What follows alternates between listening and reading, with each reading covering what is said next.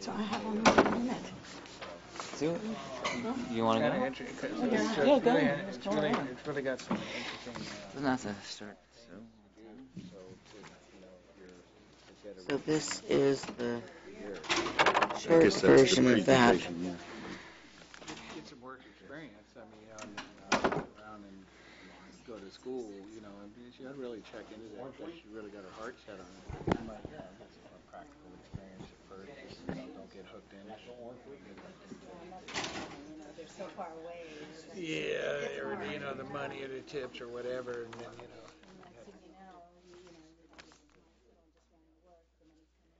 Right.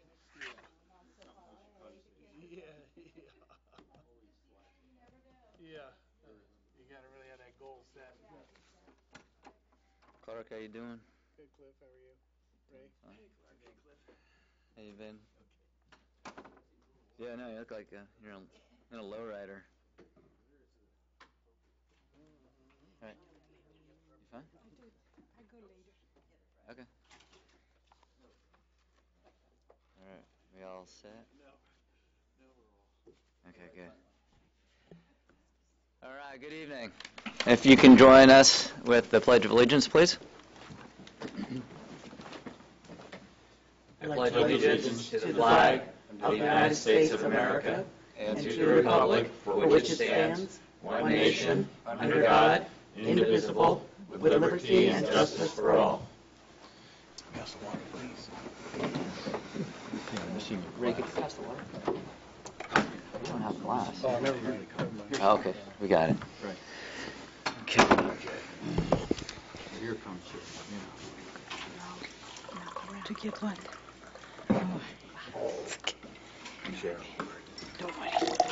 Thank you, Sharon. And Ray needs a glass. Okay, sorry. We'll have to wait for Sherry. Roll call. Your microphone is also off.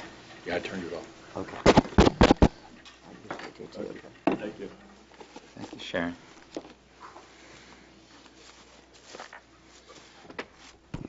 All Gotta right. get water first. Roll call, please. Yeah. Note for the record that all council members are present. All right. Do we have an adoption of tonight's agenda? I make a motion to approve it, but I wanted to add closing tonight's meeting in honor of Moira Lucas. Right. Yes. Second that. All those in favor? Aye. Aye. Okay. All right, so we have a proclamation presentation on the agenda. First one is proclamation recognizing May 20th through the 26th of 2012 as National Public Works Week. I see we got our crew back there. That's awesome. Even Diane's in a vest. Yes. I've never seen Diane in a vest before, so it looks very fitting of you. So. Safety first, sir. Safety first. All right. Let's see. So let me read the proclamation. Whereas public work services provided in our community are an integral part of everyday citizens' lives, and whereas the support of an understanding and informed citizenry is necessary to the efficient operation of public works systems and programs such as water, sewers, storm drains, streets, and highways, and public buildings. And whereas the health, safety, and comfort of this community greatly depends on these facilities and services. And whereas the quality and effectiveness of these facilities, as well as their planning, design, and construction, is vitally dependent upon the efforts and skill of public works employees. And whereas the efficiency of the qualified and dedicated personnel who staff public works departments is materially influenced by the people's attitude and understanding of the importance of the work they perform.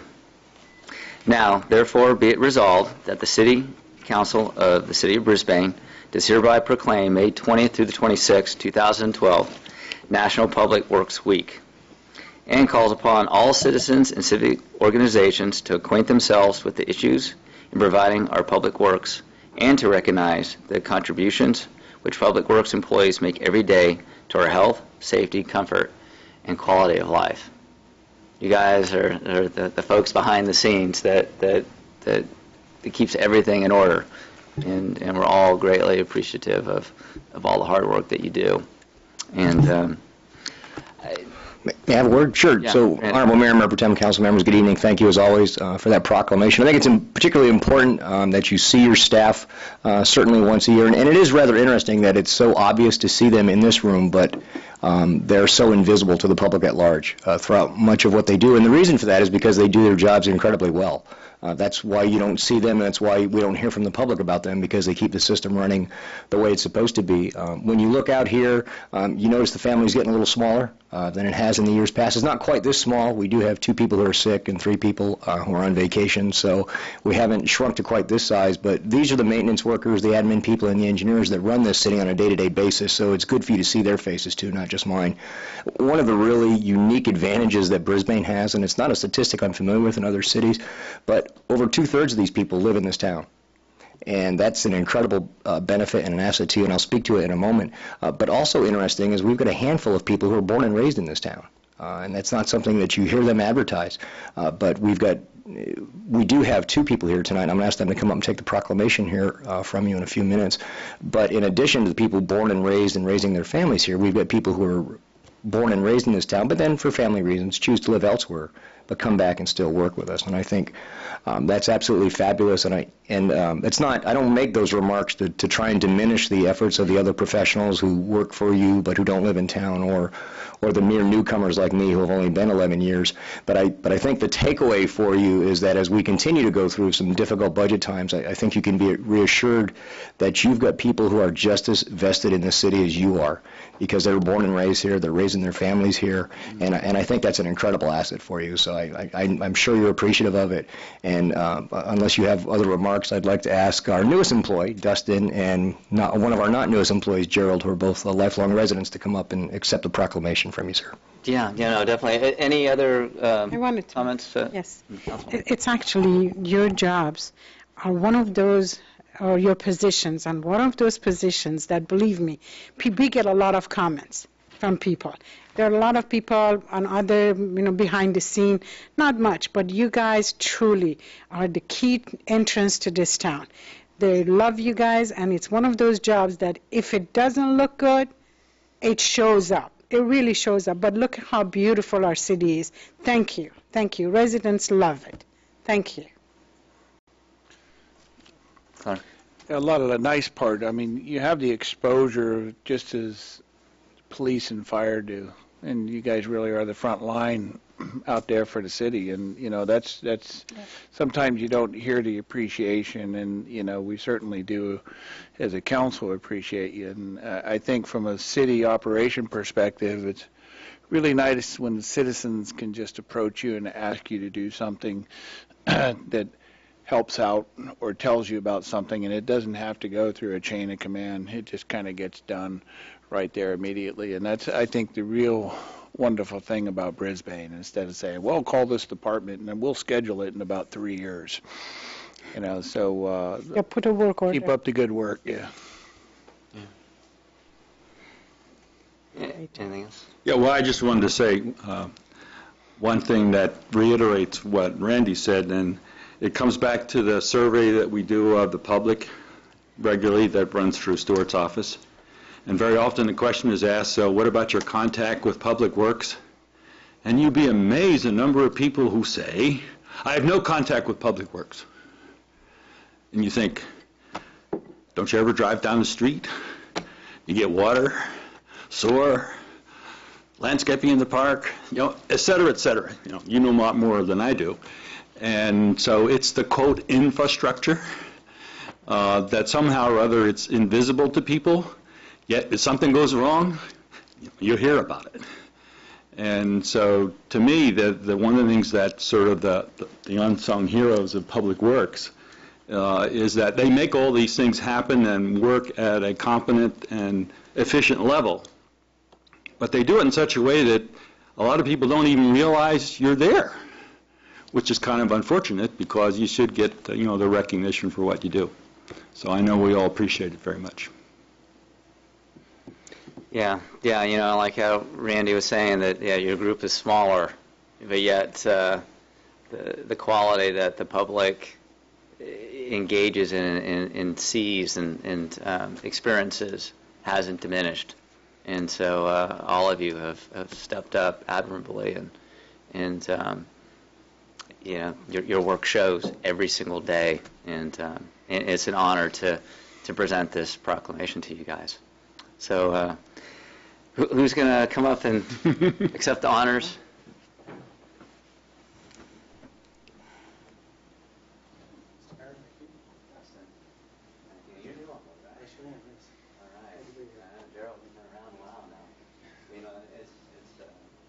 Very comforting to see you guys in your trucks and dealing with, whether it's the sewer or, make sure the sidewalks are safe, or, whatever, that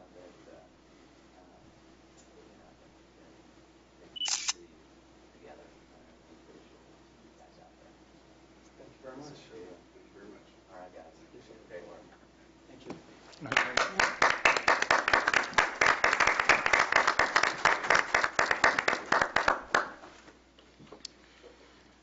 All right. So next on the agenda is the Human Investment Project, HIP Housing Program. And we have a presentation tonight. Good evening. My name is Laura Finucchi. I'm the Associate Director of HIP Housing, and I want to thank you for giving me the opportunity tonight to share with you some information about our organization. We've been very fortunate to have funding through your city, through redevelopment funds, and we're celebrating our 40th year here in San Mateo County, and so we're going out to really do a lot of presentations throughout the community to educate the community about the work that we've been doing for over 40 years. Brisbane holds a special place in my family's heart. My husband's father worked here at Midtown Market for over 30 years, and my husband loves to tell the story of when he used to ride his bicycle from Burlingame up to Midtown Market to visit his dad on the weekends. It's kind of a really lovely town that you have here. Bob. So. Bob, it was the butcher. Yeah, Butcher Bob. That's my father-in-law. So let's see if I can make this work here. So again, HIP Housing has been in the community now for 40 years. We've been creating affordable housing opportunities for nearly 1,000 people that we place in housing every year, keep housed here in the county. As we all know, we have a serious housing crisis here in San Mateo County. It's one of the most expensive counties in the nation to live in. Escalating housing costs. We have very low vacancy rates here in the county. We just finished recently Affordable Housing Week, where we got to learn a lot about affordable housing issues here facing our county. What's really impacting our organization is that for years the San Mateo County Housing Authority had their Section 8 waiting list open, and in November 2011, all subsidized housing waiting lists have been closed except for larger families. So we've noticed a tremendous increase in the number of calls that have been coming into the agency for people really inquiring about affordable housing and subsidized housing here in the county. So we offer several programs through our organization. We field a lot of information and referral calls. We have our home sharing program, our self-sufficiency program for families with children, and we also own and manage properties here in San Mateo County. We're on track to receive over 3,000 calls from clients here in San Mateo County inquiring about housing services. And we don't get any funding really to do that part of our program, but we feel it as part of our mission that we really need to provide some resources to people that are inquiring about learning about what is affordable housing, what is low-income housing, what is subsidized housing, what are the differences, how do people apply for housing, and what are the services offered at HIP Housing. So our staff is trained to answer those kinds of questions. We're really one of the only agencies in the county that field those kinds of calls that can be able to provide a really comprehensive information on how people can apply for housing here in the county. Our home sharing program was the first program that the agency started in 1979, and we have actually one of the largest home sharing programs in the country. And we actually provide technical assistance to other nonprofits that are interested in starting home sharing programs. This past week, I just met with an organization in Marin County, and they're thinking of developing a home sharing program in various counties in the north part of Northern California and also in Southern California. So it's very exciting for our organization to be able to provide that kind of technical assistance. We interview over 2,000 people a year for this particular program, mostly for people that are providing housing, people that own a home or they rent a place and they have extra space available in their home to rent out to somebody who's looking for housing. It's usually a single person or a couple or a small family, and we usually have about 3 to 4 people seeking housing to every person providing housing through this particular program.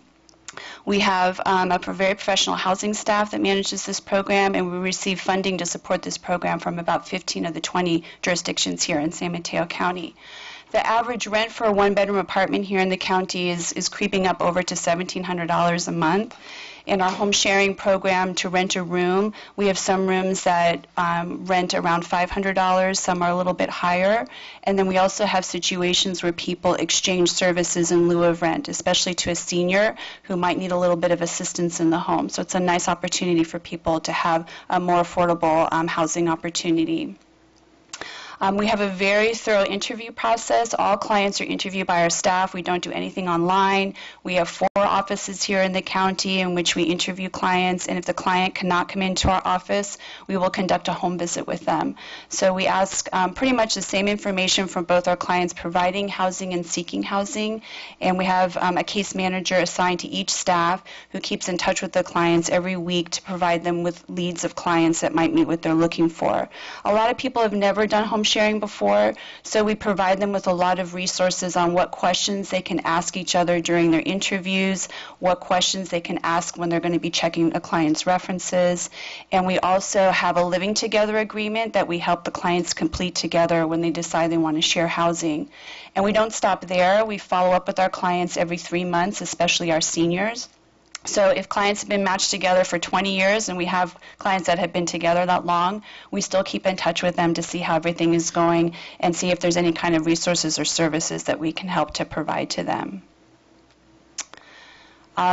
The benefits of home sharing are numerous, especially in this county, because there aren't a lot of immediate affordable housing kinds of opportunities, especially for single people. To be able to afford a one-bedroom apartment at $1,700 a month, you're going to have an income of well over $50,000 a year to keep it affordable. And the clients that we work with are very low income. They're on fixed incomes. We have many seniors who need housing, people who are on unemployment, or sometimes people who are working 2 jobs and who are really struggling to meet their housing needs. So this provides a really affordable option for them here in the county. We also have an award-winning self-sufficiency program for families with children. This is a model welfare to work program, and we work with about 70 families in this program every year.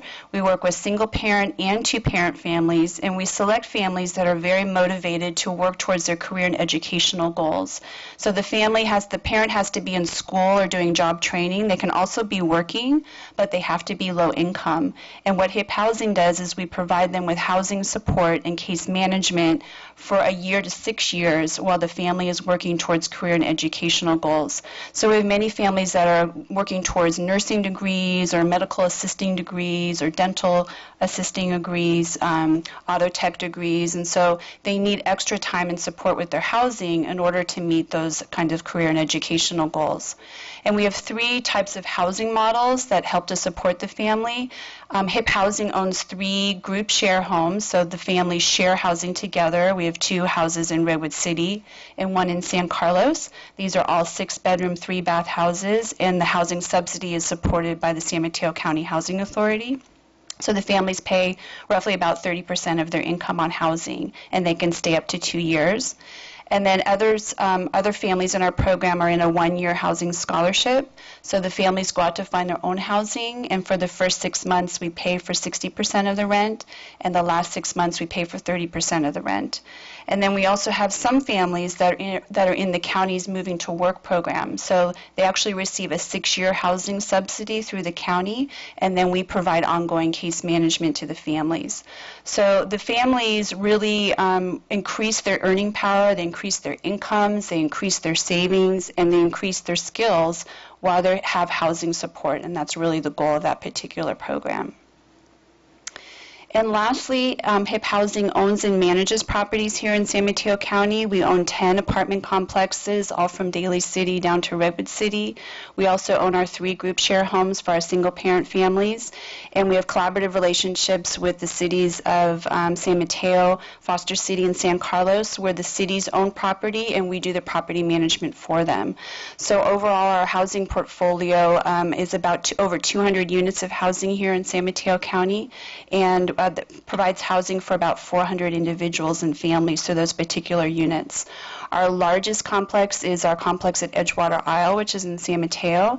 It's a 92 senior housing complex, so all 1-bedrooms. We have about 100 seniors living there, and it's considered a project-based Section 8 property. So the housing support comes from the Housing Authority, and the seniors pay about 1/3 of their income on rent. So we have several project-based Section 8 properties, and the rest are considered below market facilities there.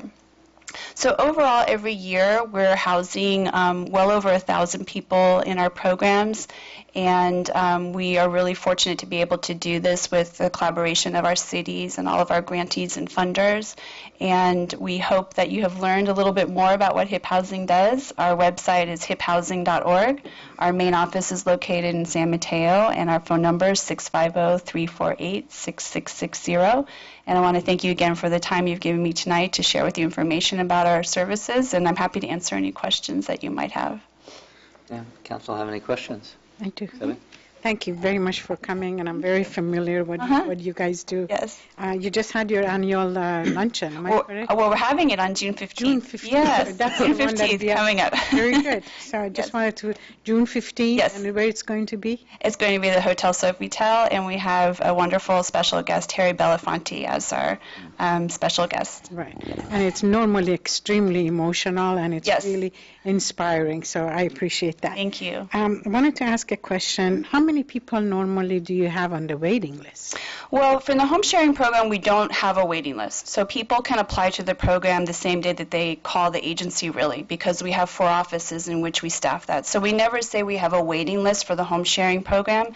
It does take time sometimes to find people housing, and unfortunately we can't match everybody that we place in that particular program. Our self-sufficiency program, it's always dependent upon the amount of funding that we have to support the housing scholarship piece. So as of this moment, we have a small waiting list for that program, and we generally get our new sources of funding at the start of the fiscal year, which is in July, so we're able to accept more families into the program at that time. And our properties, we have a fairly long waiting list for our properties. So our waiting list is currently closed for our properties, but we're always hopeful to work with other jurisdictions to consider projects that they may have. When you said pretty long, what is pretty long? Well, it's hard to say because some of the properties that we own are project-based Section 8 properties, and so the county's housing authority manages those waiting lists. So they ended up closing those waiting lists in November. So they generally say in terms of turnover, it's usually a year to 3 years. Our property at Edgewater Isle tends to have a little bit more turnover as the seniors may need more assisted kinds of care, and so we tend to have more vacancies at our property at Edgewater Isle than some of our other units. You gave me a lead question about turnaround. Yes. So once they get in, Yes. what is the average? So in our properties, people can stay so long as their incomes don't exceed a certain level of what is attached to that particular housing unit, and provided they remain good tenants and good tenant status, so they can stay in the properties. Our home sharing program, the average stay is almost 3 years. So people, like I mentioned before, people have been matched we have one match that's been going on for 20 years, and then some people stay for only a few months and it meets their needs because maybe they found other housing. So, and then in the self-sufficiency program, they can stay anywhere for a year to 6 years depending upon which program they're in.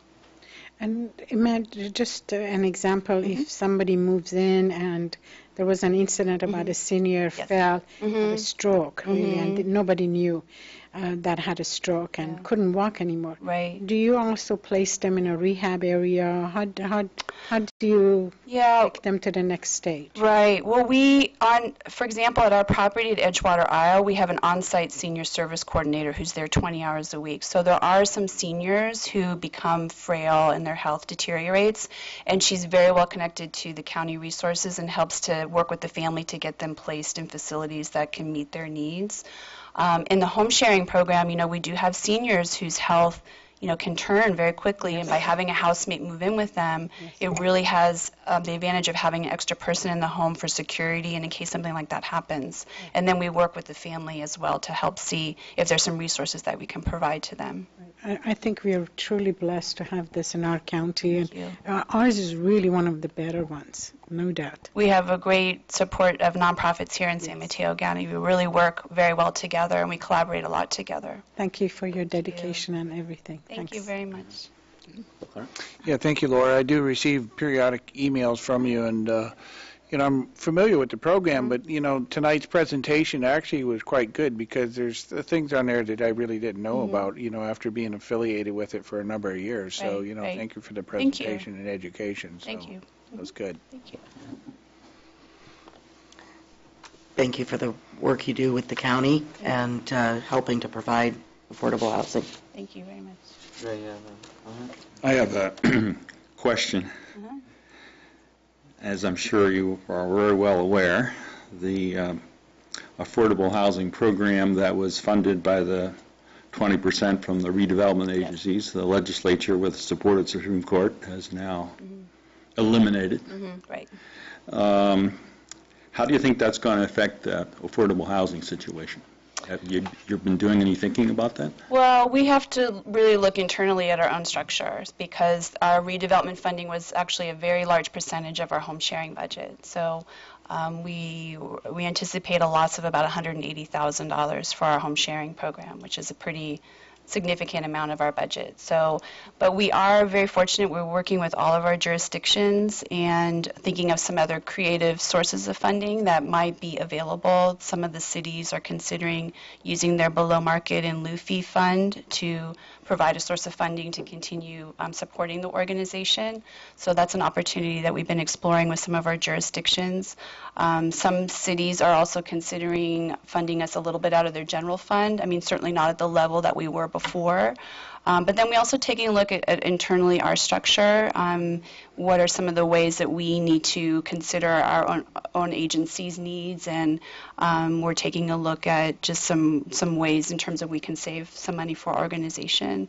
And we're in the process of looking at another property, so that sometimes is also very helpful to our organization, provides a source of funding to support the programs.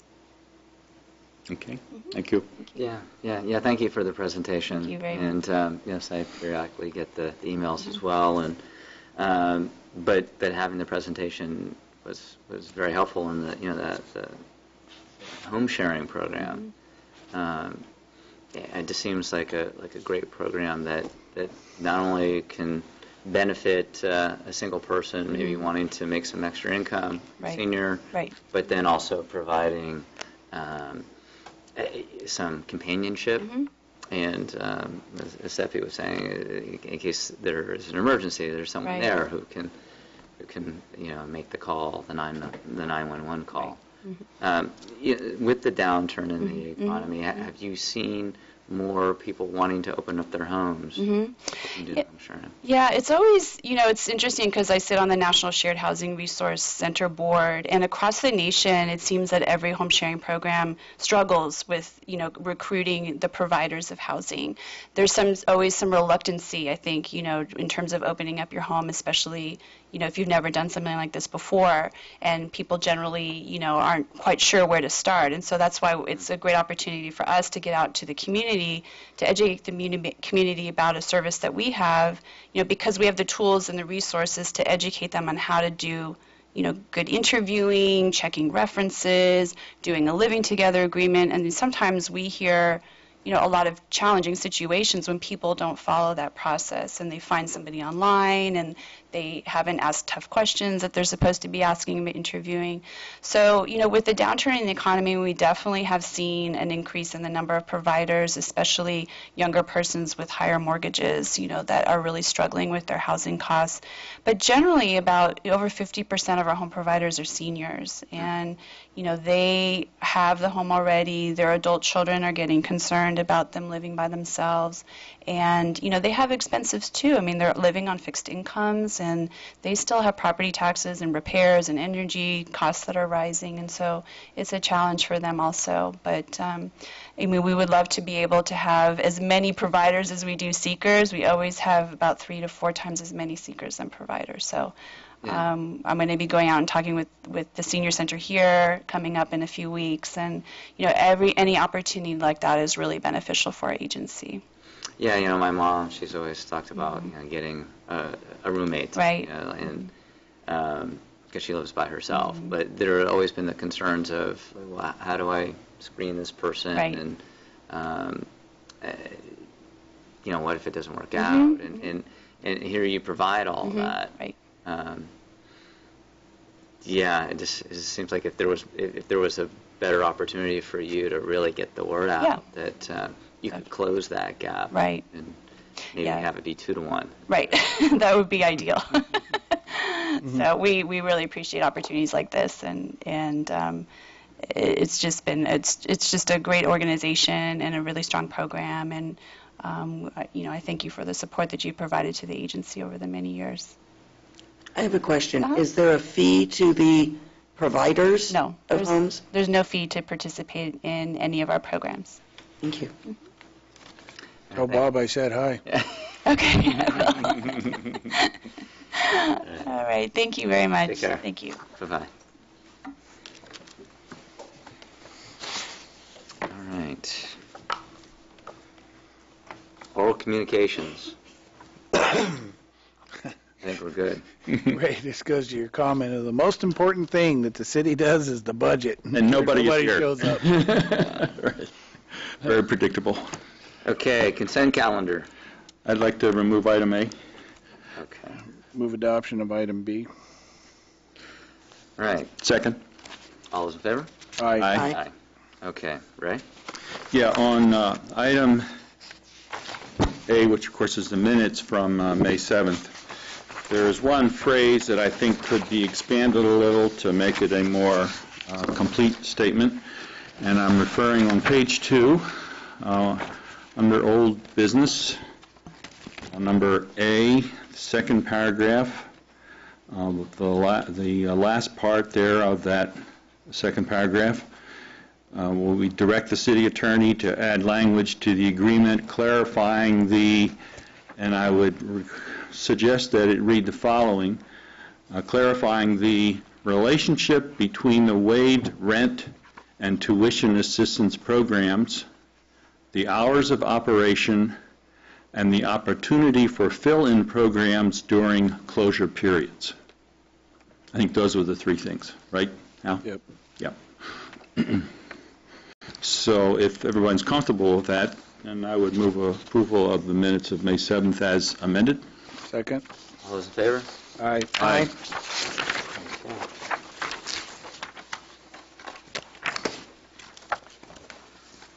Okay. All right, next on the agenda, new business. Acknowledge receipt of Brisbane budget for fiscal year 2012, 2013. Staff report. Okay, we acknowledge it. This item is literally for you just to acknowledge receipt of it, and then we'll get into the presentation. I think everybody should see what it is. All right, so budget workshop. We annually kill a few trees. I just thought it'd be easier to do this from here. Are you going to, Sherry? Yeah. Okay.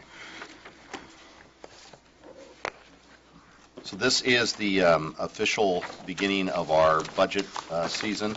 As you know, this year we have had a little bit different process in terms of the subcommittee, and we've had a variety of different workshops going back to last fall. with regards to the budget.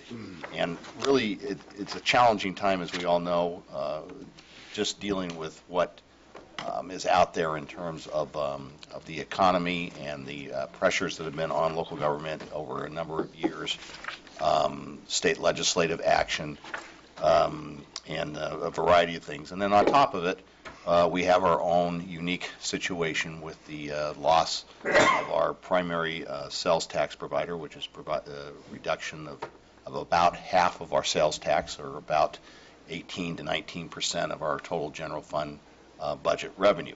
So that's a significant issue. And that is the issue that we've been trying to prepare ourselves for over the last many months, and also obviously looking at options. So what I'd like to do just to start with is kind of have a couple of opening comments or opening ideas that I want to get out there.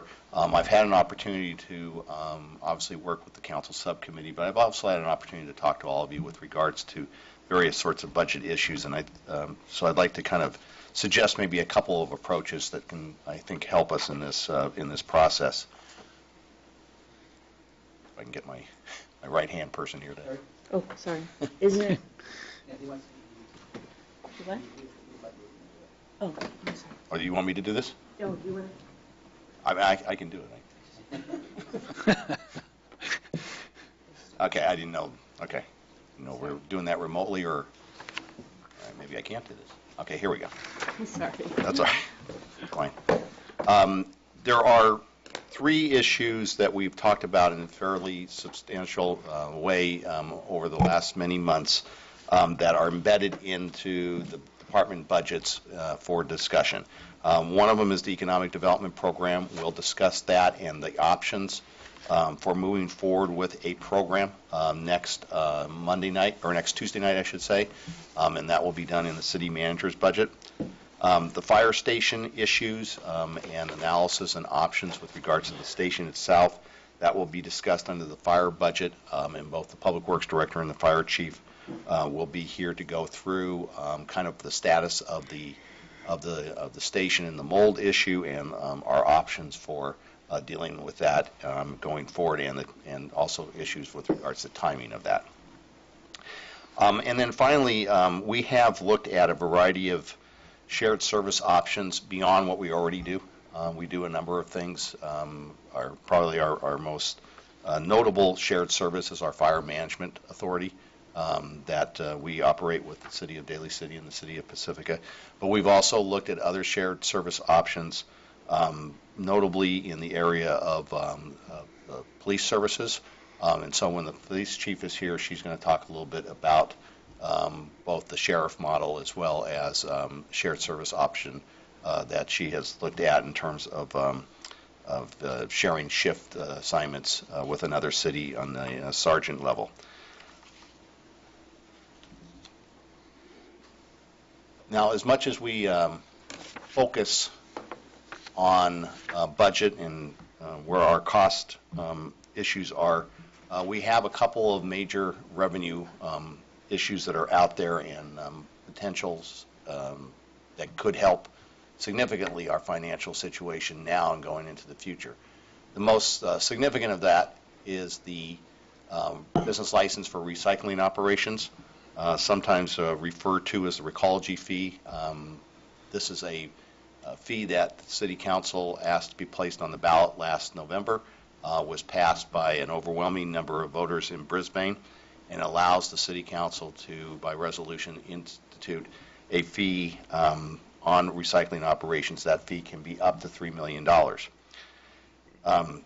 Key in terms of implementing that resolution and getting that revenue starting to flow into the City of Brisbane is, number one, the June 5th election in the City of County of San Francisco, which is Measure A. This is an issue that directly impacts Recology's ongoing operations in San Francisco. As you know, the recycling effort that we're talking about with this business license is the Recology operation at our northern border, and their efforts to expand their site and their efforts to get down to a 100% recycling operation at that site. Assuming that the June 5th election goes favorably, and that would be a no vote on Measure A, then starting in the fall of 2012, the City and County of San Francisco will start their rate process. That rate process will take in the neighborhood of 9 to 10 months, and in that they would include a business license fee for Brisbane. They have, in our discussions with them, our ongoing conversation with the City and County of San Francisco, they would like to keep the fee to a little bit less than 1% of the total revenues that Recology generates. Currently, Recology is generating in the neighborhood of around $220 million. So that would equal basically $2.2 million, or just something slightly less than $2.2 million. We had discussed with them implementing half of that fee in the 2012-2013 year. And then we had also looked at the issue of potentially a land sale that would ultimately be needed for the consolidation of property. That'd be a land sale from the City of Brisbane to Recology. That will not work in terms of our budgetary issues because we can't book it as a asset, because we'd have to also book it as a liability because it would be a contingency sale. We went back to the City and County of San Francisco, talked to them further about that issue, and suggested that perhaps instead of having a half of a fee for the 2012-2013 year, that we could up that number. So we're in the discussions about that at this point in time. They have raised a concern about what would happen, or what will ultimately happen if the project does not move forward for whatever reasons.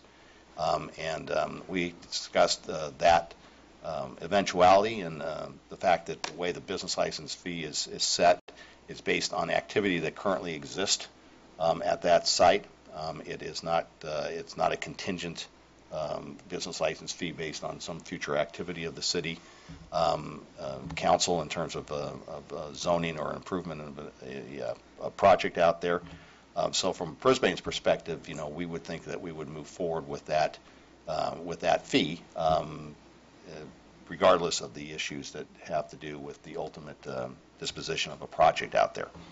Good. Would you answer your question? Yeah, when he finished his thing about Recology, Well, okay, just two other pieces to that. So, assuming that the rate increase goes into effect, it would go into effect on July 1st of 2013. However, we've had discussions with both San Francisco and Recology. They can, from June 15th forward in the fiscal year, they can make a payment that they can then charge to the following fiscal year. So we can have a fee, whatever that fee may be, that would happen in the latter part of June for the 12-13 year, and then a fee that would count for the 13-14 fiscal year. Now, I know there's a question, but just one final thought in terms of process. We have been working with the city attorney of coming up with some language for the resolution that would implement this. Once we have that in draft form, then we're going to talk to the City and County of San Francisco and see if we can get agreement on that, and then we'll ultimately bring that forward to the City Council for approval, and then they would then also use that in their documentation for their rate increase. So with that. Yeah, okay. I just had some questions popped in my head as you were explaining that. And you were saying that based on operations that are already happening in Brisbane. So I guess my question is, what is already happening in Brisbane, and what's the extent of it, and how much of the recycling that Recology does is actually occurring in Brisbane already? Well, it's based on the business license ordinance that was passed by the voters is based on, I believe, 100,000 tons. Is it 100 or 150? 100. 100,000 tons a year, and they're already beyond that. In Brisbane? In Brisbane. Okay. So the facilities are actually already functioning and alive and well, so to speak, within the jurisdiction of Brisbane? Correct. Okay. So then the second thing that you mentioned, which wasn't entirely clear to me, maybe I didn't hear it carefully enough, but the initial payment is it for activities in this coming year, or it's for activities in the year thereafter? And if so, what does that do to the fee for the year thereafter? That wasn't quite clear to me. Well, it would be for activity starting essentially in July of 2012. So that's when the fee would go into effect, but we wouldn't actually receive the fee until June of 2013, because they can't, to get it into their rate base, which won't go into effect, the increased rate base won't go into effect until July 1st of 2013. They can only go back to June 15th to make a payment forward into the following fiscal year. So how does that affect the year after that then? Then the year after that, we would have a fee that will be incorporated into that rate base. So they will have to figure out a way basically to include a year and a half or 2 years, depending on what we ultimately negotiate, of fees that would be absorbed in that first year of the rate increase. But we would receive it in 2 fiscal years. Okay. I guess I was thinking about cash flow. I mean, the first one you're talking about just a one-time thing at the end of the fiscal year, in effect, right? Yeah, but it would be an ongoing revenue. Uh-huh. Right, but when does the money actually come in? It'll only come in at the end of the year. Just only at the end of the year? Is that the way it works? Yeah, well, that's the way. That's the only way it can work for the 12-13 year. Okay, well, what about thereafter? Thereafter, that is something we have to meet and discuss with them. Obviously, from our perspective, getting it in earlier in the year is better. Mm-hmm. Maybe there's 2 payments. That's just something we're going to have to see. How best that can work. Mm-hmm. Mm-hmm. So it could be different subsequently. Right. It could based be June, on further negotiations. Yeah, it could be June. I mean, it could theoretically be June of 2013 is the first payment for the 12-13 year, and then in 13-14 maybe there's a payment in October and another one in March. I mean, as an example. Okay, but that can be negotiated, and they're open to that. And yeah, I mean, the relationship has been great. They're very much open to our interest. Their interest was this keeping it under the 1%. They feel that that's a politically sellable proposition. And then we talked with them that once a project was approved, assuming that it was at some point in the future, and the city council granted an entitlement, mm-hmm. Then at that time the fee would go up to the $3 million. Mm-hmm. Mm-hmm. That's been the discussion. Okay. And just a subtle point, but a point is that what I've talked to them about is that it would be at the time of the granting of the entitlement, not at the time of the building permits. Okay. Because that could be several years later. Right. Right. Okay. Good. Clark? Technically, I mean, we could charge $3 million anyway, right? We could. Yeah. Okay. Just to be clear on it, I guess. So, I mean, based on today's activities, I mean, I think technically we could. What would happen then, I don't know, because what we've been told by the operators of Recology is that, if it doesn't go into the rate base, then it's an employee-owned company. It would have to come out of the employee side and or be a loss, I guess, in their balance sheet, and that would kind of force them to try to make some operational changes and talk to San Francisco about doing something, I guess, most likely out at the port, at least on an interim basis. Right, but I mean, I'm just saying that technically you could, and of course, you want to negotiate these things. So. Yeah, I think all sides are negotiating in good faith right now, so that's what we want to do, because in the end, that's the only way this is going to be a permanent rate or a permanent revenue source for the city of Brisbane. Sure. Okay. Yeah, that was my question. You talked about the 2.2 million, but that's just for now. Mm-hmm. And then when we finalize their expansion site, then we go up to the 3 million, which that makes sense to me. You have to give a little to get something, and securing that money is really vital for us at this time. So. And these are, just to be clear, and I think everybody understands, these are all negotiating positions. Right. Nothing's agreed to at this point. But, Right. We are, I think, moving forward satisfactorily at the moment. Yeah. We still have the vote coming up in June. That's the first key one. And then Right. everyone, we will all be waiting nervously that night. Yeah. And Second key one, actually. that's right. So then once Right. it passes, then it's up to the Board of Supervisors to. Ultimately, the Board of Supervisors approves the rates, yeah. But I think they have actually a rate setting, process. They may even have a rate setting board, I believe. I'm not positive about that. That would make a recommendation to the board. So it's I guess, true to the nature of San Francisco, God bless them, it's a very engaged and very involved process. And I have a question, Yeah. Clay, if I may. What is the current revenue, if any, that Brisbane gets from Recology? Ecology, the current business license is I'd have to look it up. I don't know off the top of a my matter head. of thousands, right? It's in the thousands. It's in the thousands. Thank you. Yeah. All right. Okay. Clay, continue.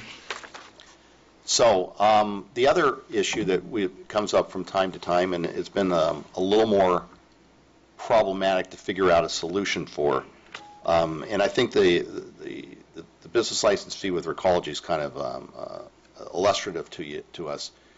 The reason we're kind of where we're at in terms of the potential implementation of that is they've come to us wanting land use entitlements. And so we have an opportunity to kind of negotiate something that works for both sides. Kinder Morgan, which this business license issue would affect, has not approached the city about any changes in their land use or any entitlements that they want. So we have not had an opportunity to engage them. So what we're thinking about on a staff level, and I know this has come up at council meetings and council members have brought this forward to me, is looking at a business license fee that would impact tank fuel facilities and operations. We are looking at a variety of different options, including some existing ordinances or existing fee structures that are out there. The one that seems to work on one level is in Sparks, Nevada. However, it doesn't generate a lot of money, but the formula seems to be acceptable. The way I see this process moving forward is that the staff will come back to the council with a position paper. We'll have a conversation about it at the council level. We'll look at what level fee we want to try to approach, and then we would inform the company, in this case Kinder Morgan, about our intent to move this forward, and we'll get an initial reaction and see how that goes from there. Mm-hmm. Any questions for Clay on that? That kind of fee would also need to go to the voters to initiate a storage facility or hazardous waste fee? Yeah, if you want it to be a general revenue to the city that doesn't have a nexus to a specific service, then it needs to go through this process that would be actually at the time of the general city council election. So the next opportunity would be November of 2013. Just your question is this, you say Sparks, Nevada is the model ordinance that seems to be acceptable, and does that apply, A, to California, and B would be, you said it doesn't generate a whole lot of revenue. What does that mean? I believe it's generating something like $12,000 a year. Mm-hmm. Now, their operation there is much smaller than what we have in terms of the number of facilities. But the formula the formula has been in place actually since the 1960s, mm-hmm. and so it's never been challenged. And I suspect in part because it doesn't, it's not that big of a cost item. But it is the one kind of fee structure that we've seen that seems like it could work, and then you'd have to manipulate the numbers and the calculations, the mathematics of it, so that it actually generated something worthwhile going after. What do we currently get from them on a business license fee? I think they're 30,000 or something. 45 or something. It was very low, I thought. I'm not quite sure because it's in flux over Kinder Morgan paying or some of their rentors paying. It was very low amount. is a low amount. Very low. Because the challenge is Chevron used to pay a business license. However, other people have taken over the Chevron and have stipulated that they actually don't earn any revenue in Brisbane, which is true. Whereas Chevron used to pay us based on the fact that they had a operation in town years and years ago. And so they were used to paying us, and they just continued to pay us without question. And we weren't, we didn't say anything to them. However, as other people have taken over the Chevron portion, they said, "But we don't earn revenue there. We earn revenue where we sell it, where the gasoline is actually sold," and that's a true statement. And we have a gross receipts business license, so we are now in conversation with Kinder Morgan, trying to get a hold of their gross receipts that they generate from that property. And it's amazing that they're not quite willing to turn that number over to us. But even at the... But the most it would generate is $30,000. Yeah. And that would be as if they had like $80 or $90 million worth of revenue from there. And I don't know if that would be that much just for storing the fuel there. Oh, you can bet they have more than that. Well, they probably have more than that overall, but I don't know what they charge for their space. Another thing they're not willing to tell us. And Clay, that Brooks, Nevada location, is that a Kinder Morgan site? Yes, it is. It is. It's the only one we could find involving Kinder Morgan, and their tax is based upon cubic feet or something like that. So we do have a warehouse storage tax, but it really can't be applied to Kinder Morgan. Caroline has been doing some research, and so far she hasn't found a similar tax anywhere else. So, but it is Kinder Morgan, I believe. Okay. All right. That's a good sign. Yeah, I mean, I think it's one of those things where nothing ventured, nothing gained. And so, we'd like to try to bring something forward and try it on and see if we can't May I ask something you a more. question?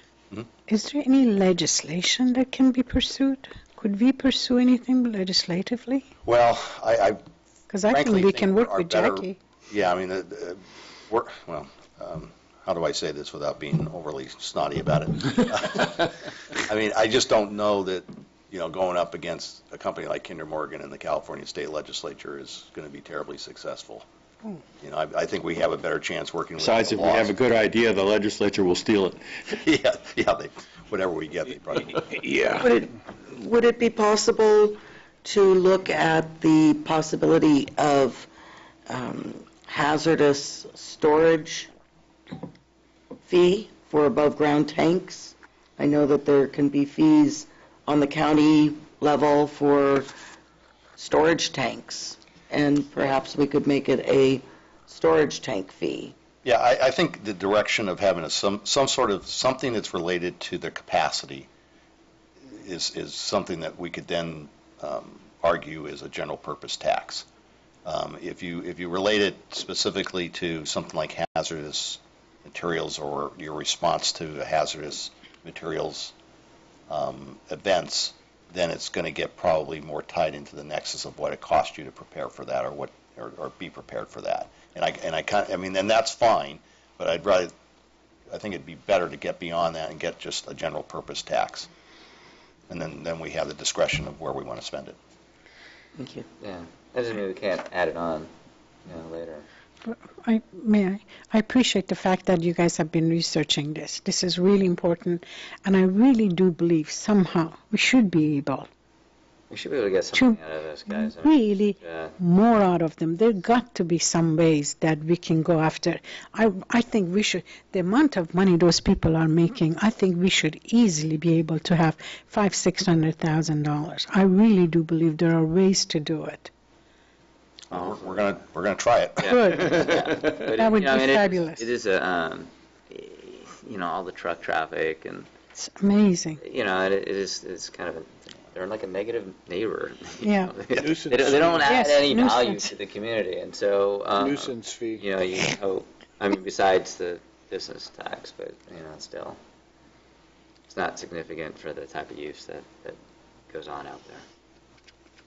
Okay, so the last item I've got, and then Stuart will kind of start walking you through the document. In discussion with the council members and with the subcommittee, there's a lot of different issues that I think are on the table and that we want to kind of explore further.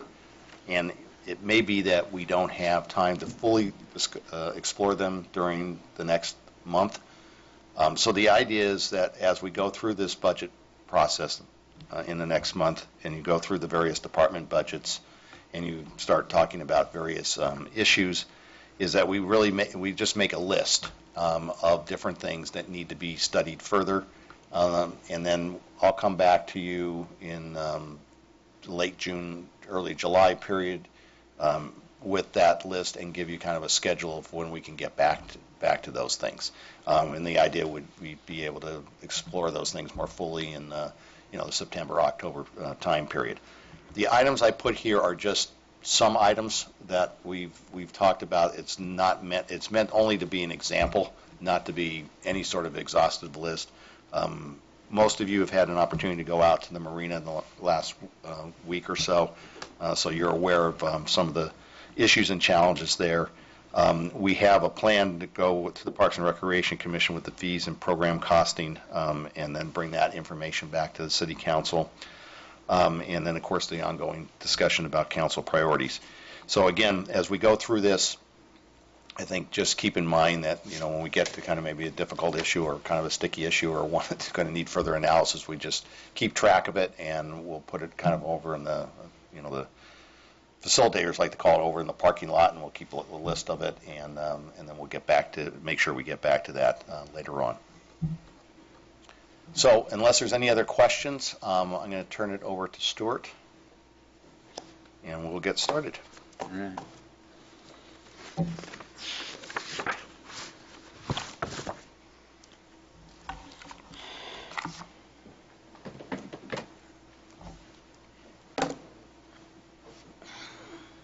forgot my budget.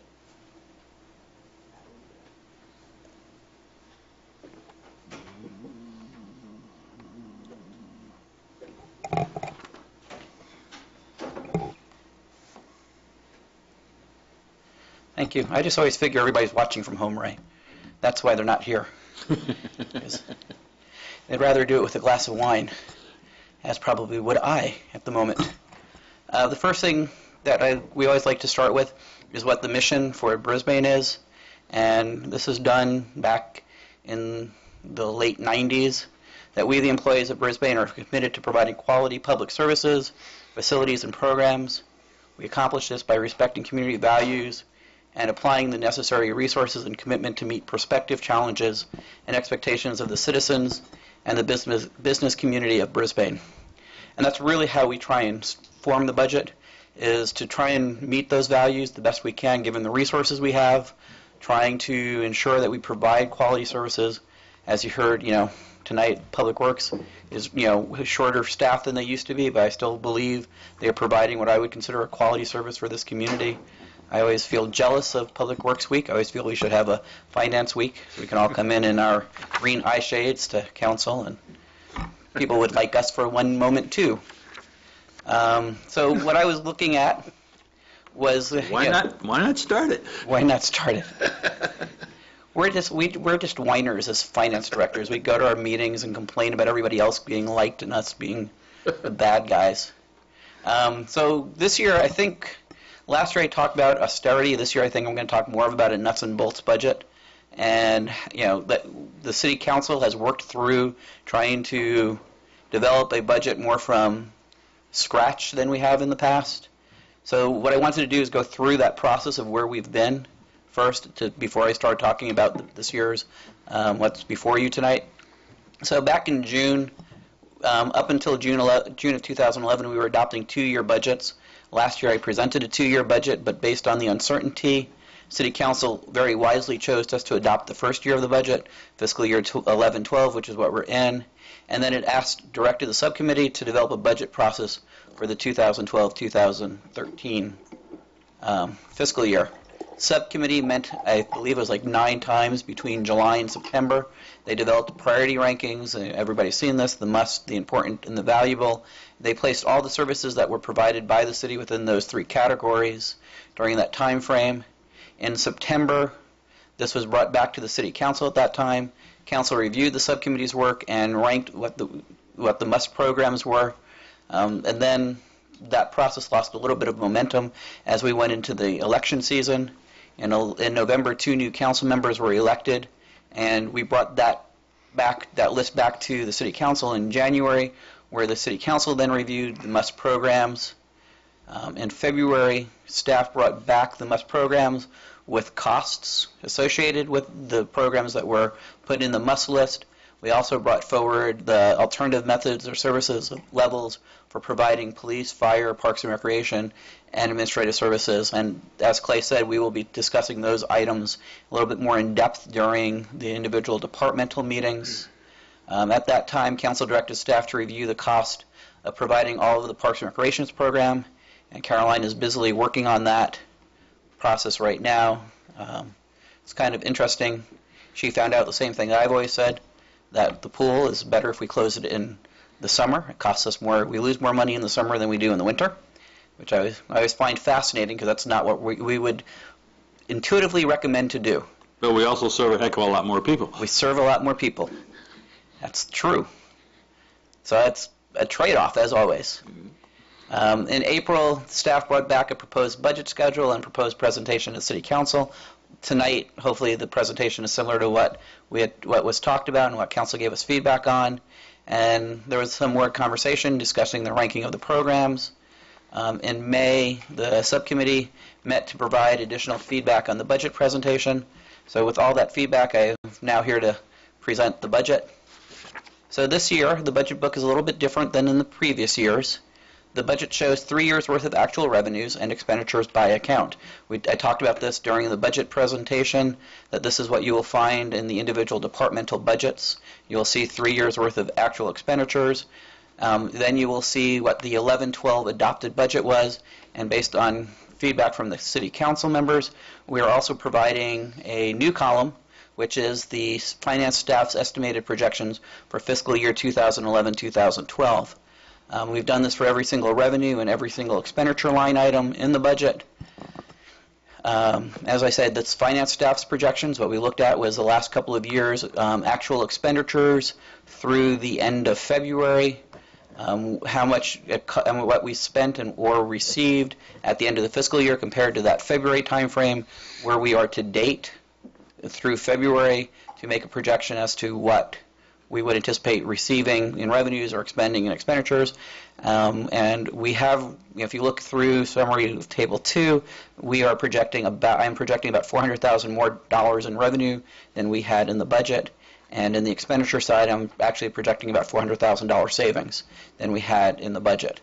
So this year will be better than we had thought, which is good news. A large part of the revenue projections increases is as I've been talking about, the room tax, transient occupancy tax, is about $400,000 higher in revenues than what we had projected. All the other general fund revenues seem to balance out. So other than that one increase, I did a fairly decent job projecting everything else in total. In savings, there is a number of staff positions that are still being reduced, and there were some savings in supplies and services. The budget is based on the 11-12, what was talked about in the 11-12, except for items which were pulled out for further council discussion. And I'll go through those tonight so you can see what those items were. This was an aspect that the subcommittee talked about in some of their early meetings, that there was a number of items in the budget that over time have grown in expenditures, or from starting in the early 2000s or the late 1999s, have been decisions that the City Council have made at one time or another, and it may be time just to revisit some of those decisions. So I'll go through the 5-year projections. And I'm going to talk about what my assumptions were so you can understand what, to make sure that these make sense for you, because if these don't make sense, then the projections themselves will not make sense, and I need to do some reworking on those. So probably the most important projection, this is the one that Clay talked about, is I'm projecting Recology providing $1,050,000 in fiscal year 12-13, and then $2,100,000 in fiscal year 2013-2014, and then, of course, beyond that as a steady source of income. As Clay said, that we are in conversation with San Francisco and Recology, that $1,050,000 for fiscal year 12-13 may in fact be higher. It may be higher for one of two reasons. One, that we get more of that first year's payment up front, or the fact that the $2.1 million is less than what the City Council will ultimately pass. If the City Council passes a $2.2 million business license tax, or 2.25, depending on how close we get to that 1% number, we could see a little bit of an increase in revenues in this line item. The sales tax is projected at $1.6 million in fiscal year 2012-2013 and grows 3.5% thereafter. This is based on projections that I received from Muni Services. Muni Services is the company that does our sales tax auditing. So when they do their when they do this statewide, they do it city by city, and they do make projections for cities. This 1.6 is based off of, as I've said before, VWR not being around, Champion not being here, Freeman not being here. The major sales tax producers that that we know have left town have been pulled out. They have pulled these projections also out of the county pool portion that we would receive, and then have plugged in what they consider what they would anticipate for the growth in sales tax for the city based on the types of businesses we have in town. So their projection is $1.6 million for this upcoming year. Northeast Ridge, as I've said before, with the new homes, I'm projecting them coming into being built and for sale in fiscal year 2013-2014, and that's an extra $100,000 in property tax that we do not have.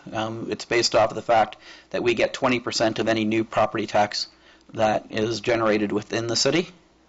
So I would anticipate about $500,000 worth of property tax being generated from the new development. The $100,000 in new property tax revenue from the old redevelopment agency area, this is an issue that we have talked about before with the elimination of redevelopment. The only items that the redevelopment agency can pay for is the pass-through agreements or the statutory pass-through payments that were allowed, and then it pays the county some administrative overhead, because of course you'd want to pay the county administrative overhead for doing their job.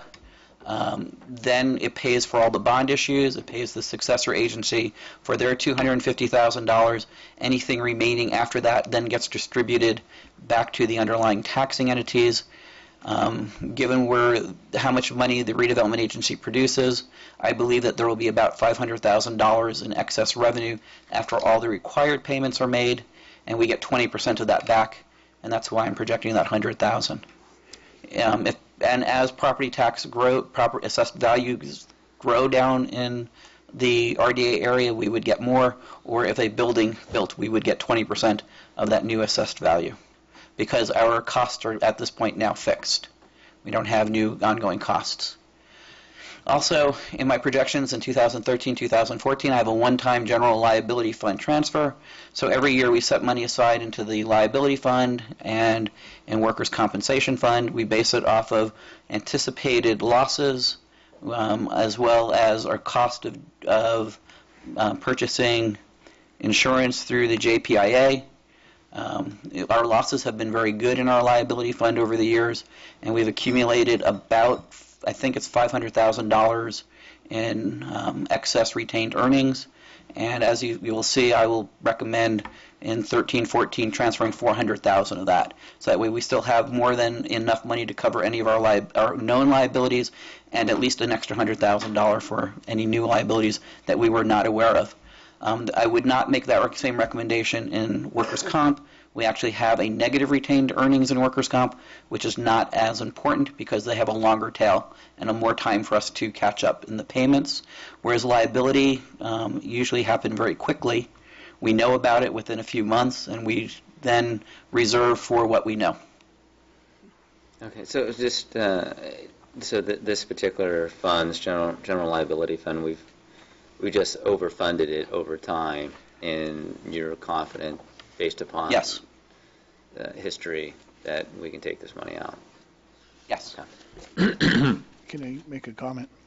Just talking with a couple of our local realtors that they see a trend that the housing market is really starting to pop, and that houses are really starting to move, or at least a small inventory of housing are starting to move for creating the bidding war that we had back in the early 2000s and mid 2000s, All which, housing you know, firms. having that, I mean, if that trend continues and there's inventory available, that could probably That would increase the projections for the property tax. Our property tax is right around the $1.9 million figure, so I'm projecting a 3% growth rate in property tax going forward. So if it goes from 3% to 8%, that 5% growth, because during the bidding war time, we were getting about 8% more a year. So 5% of the $2 million would be about an extra $100,000. And as So long that as- would be very beneficial. Of course, it wouldn't be on that full $2 million, but you know, we could see a little bit of a growth, and that would help the projection. And as long as the school district stays on basic aid, that would help them also. Yes. Actually, if I make a statement about property, I mean, the real estate market is going up. I beg to differ because based on my contacts, the real estate market is not moving actually, and it's creating demand for rental. Rental is going up. So that there's a discrepancy here that I think we need to verify. No, I understand the real estate is not moving I'm actually. just parroting what a couple professionals told me, that's all, Right, what they're seeing. And my numbers I've are, heard that same news as well. I mean, my numbers are conservatively budgeted at 3%. You anticipate 2% growth just from the Prop 13 2% annual growth, plus I only projected another 1% on top of that. So it's not as if I was I'm comfortable with that, but I would not go 5%, 6%. This is good. They're not in the numbers at the moment. Correct. Wanted to ask the question about the last one on your list here. Yes. You were giving a figure about how much could be transferred back into the general fund, I take it? Yes. Why are you waiting a year? I'm just a conservative person. We could do it earlier. I mean, that would be perfectly fine. As we get through the projections, I'll show, we'll look at the 5 years. And what I was trying to do was balance more the 13-14 issue. I mean, we know we have this issue this year. But I was just thinking, this is the most difficult year, the way it looks anyway. And if we get recology, it's not going to be till next June. Correct. So I'm looking at cash flow and so forth, and maybe this is the year we need it. And it may be. So one of the challenges that we're facing in sales tax, which I talked to, I believe, in the document itself, which I didn't put here, is VWR. When VWR leaves, we're going to see a decrease in the 75% that we receive immediately. And then through the triple flip mechanism of the state bond issue, we receive 25%. Now, the state is going to project next year's sales tax 25%, the 12-13, 25%, based on the 11-12 actuals. The 11-12 actuals will have VWR in it. So we will get $1 million next year in property tax-based sales tax. Sales tax from property tax that would have been sales tax numbers. Right. What they will do then in 13-14 is say, we overpaid you by $500,000, and we will remove $500,000 worth of revenues in 13-14. So what I was looking at, that $400,000 would offset the state takeaway in sales tax in 13-14. just to try and get more into a balance. But if we move I into was this thinking year, more about cash flow. we have enough cash to not worry about cash flow yet. You know, we still have at the end of this fiscal year 13, 14, 12, 13. 12, 13. At the end of fiscal year 12, 13, we're still in about the $5 million range for cash in money for the general Reserves? fund, in reserves. So it's not really an issue for cash flow. Okay. And I was just trying to balance out, trying to make prettier picture. Because that's what finance directors try and do, is balance revenues and expenditures as best we can to do that. But yes, that would be fine. And what we could do, in fact, is move the $400,000 this year, see if we have, you know, additional money next year to maybe be able to cover some of the 13, 14 as well. Because if we once again have another good year like we've had in the past few years, we would be able to have additional money. Because you know, from that perspective, we do budget conservatively as to what we put aside for liability. It's one of those areas that I don't want to not have enough money in there, and I would rather every 4 or 5 years come back to the City Council and say we have money sitting in retained earnings than to have to come to City Council when, you know, something bad happens and say, you know, we've got to go into our, go into reserves, into the general fund to pay more. It's a push and pull as to, you know, how you do this. My assumptions on the expenditures is that I increased the PERS rate by 3% in fiscal year 12-13. This is due to changes in assumptions. And I talked about that at a previous council meeting. That PERS has lowered their anticipated earnings from 7 3/4 to 7.5. They have found out that people are living longer, and those things are going to increase the amount of costs that PERS will charge us in this upcoming year. One of the things that I have noted that I looked at is that the stock market is right where we were a year ago. So even that for this current year, that 7.5% seems as if at the moment to be optimistic. So you know, we may see for future, you know, another increase a couple of years down the road. I haven't put that into the assumptions yet because I'm still waiting to see what happens this year. There's other, you know, PERS is one of those things I could talk about for hours because it's one of those. It's a big number for us, and there are issues related to, you know, how well they're funded. Or if you read the popular press, the question is, should they be, you know, anticipating only a 4% rate of return, or should they be in doing a 7.5% rate of return? So it's an interesting conversation. But for now, I'm just going with what I know about what PERS is doing.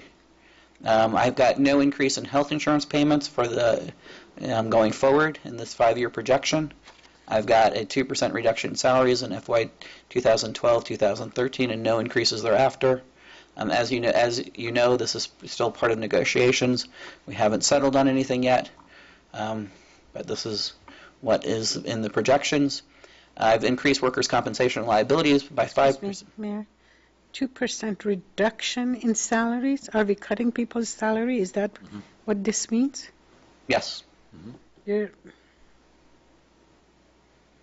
That's the projection at the moment. Okay, thank you. Welcome.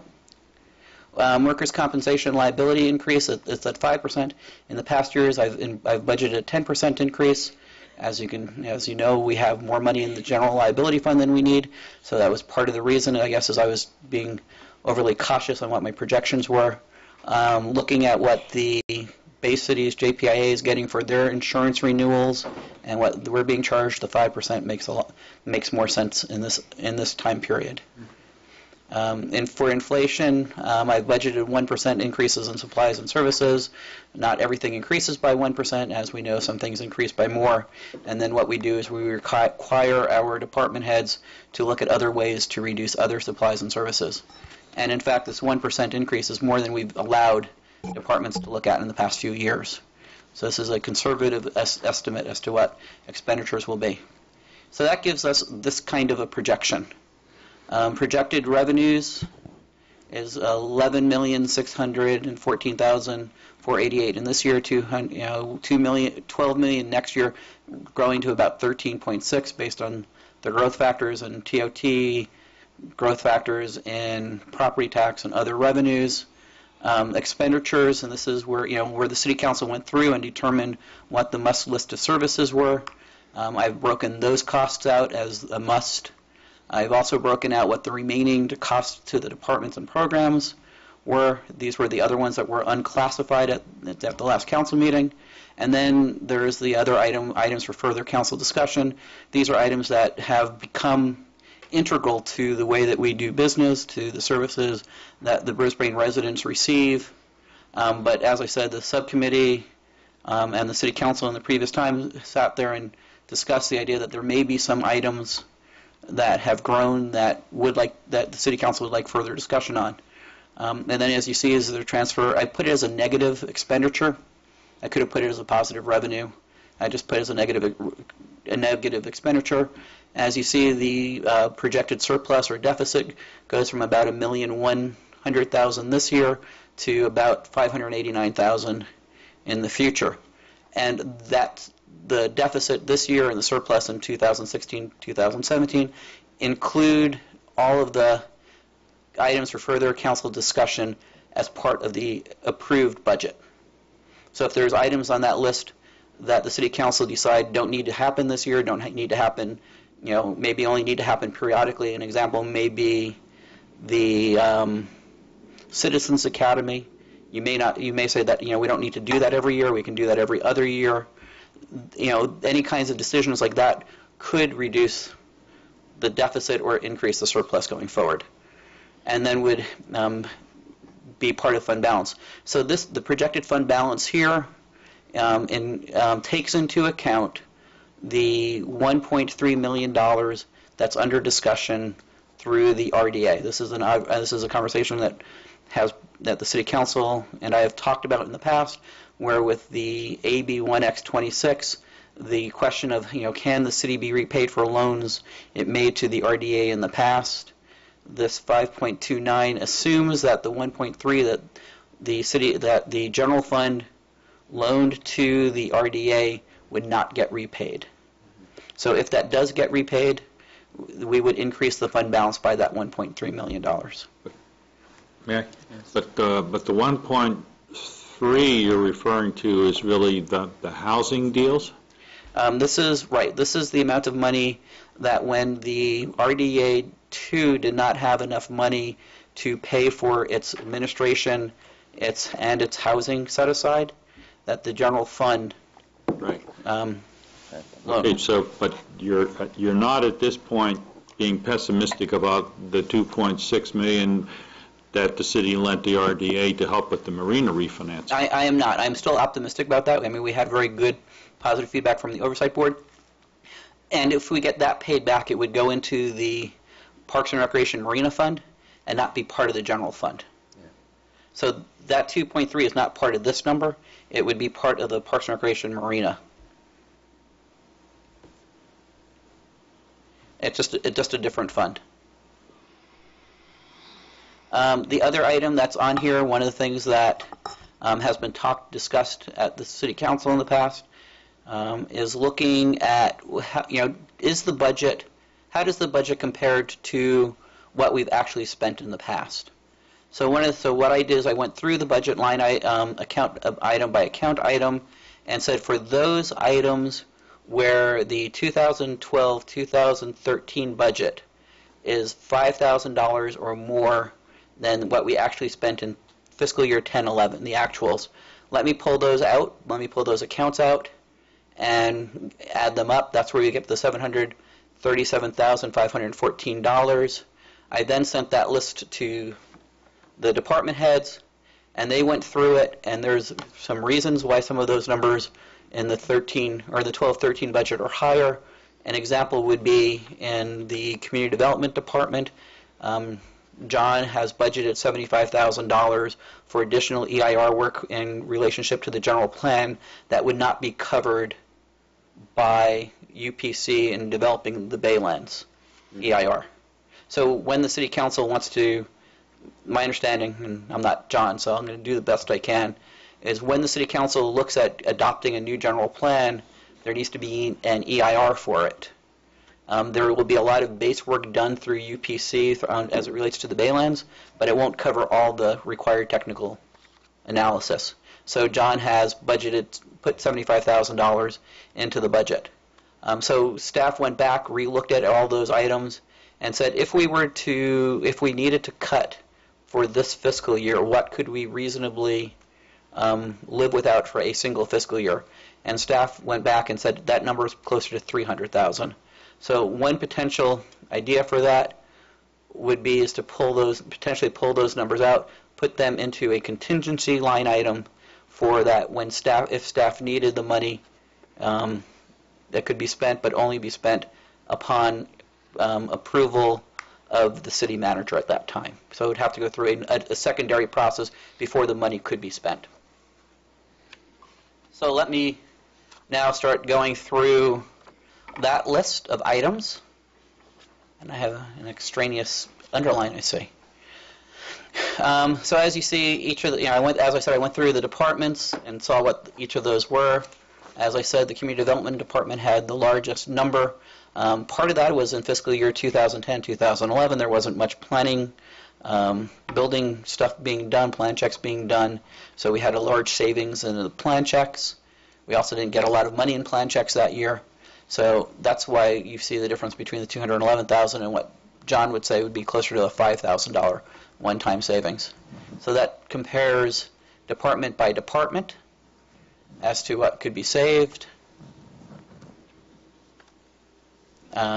Moving on to items to be discussed by City Council. All of these will appear again as we go through the individual departments. If you have questions about what each of the individual items are, I can do the best I can to answer some of them tonight, but the departments will be much better at it than I can. It's a very ranging list, but these are things that have happened more or less since probably 2000, 1999, 2000, and have been added to the budget over the years. And there's a number of pages of this. Obviously, one of the big ones is out there is travel and training. What I've done is pulled all travel and training out of everybody's budget. And the travel and training overall number is $67,104. Staff would not recommend that entire amount not get funded, because that would mean we would have no travel or training for any of our staff. And given the fact that we are trying to have staff work in areas where they have not been traditionally educated in or traditionally trained in, it would probably behoove us to have some type of travel and training. But again, what could happen is City Council says, we would like to say that we're only going to spend $45,000 this year on travel and training. We will leave that to the discretion of the city manager as to what's appropriate for people, and then have the different departments, as travel and training opportunities come up, apply to the city manager for approval for their individual travel and training. May I speak to this item? Sure. In regards to the items that we've selected, I appreciate you keeping them separate, because it brings up some issues when we were talking about employees that haven't done the job. And we need to have some money in the budget for travel and training. This is the important year for us not to have $5,000 for travel and training for city attorney. I think $5,000, this should be deleted for fact. That would be my recommendation. We have a very professional attorney, and it's a contractor. So I would certainly make a suggestion for us to look at this carefully this year. I'm sure we will be getting into it. And as I said, you've looked at the list a number of times. Yes. As you know, there's a number of items on that Yes. list that, Yes, we this have. would be one of them for me. Thanks. Yes. Okay. Yeah. Just one of the observations that I've made in the past, and I'll make it again, and that is that to me it doesn't make a whole lot of sense to go after these kind of individual items, because we need to see sort of a comprehensive picture, and doing it in this kind of a piecemeal way makes me nervous, because I don't get a comprehensive sense of what's happening to the overall functioning of the different departmental activities. So it kind of makes more sense to me to look at it departmentally and functionally, and then to say, okay, if we do what we've done in the past, it adds up to a lot more than we have the revenue to afford.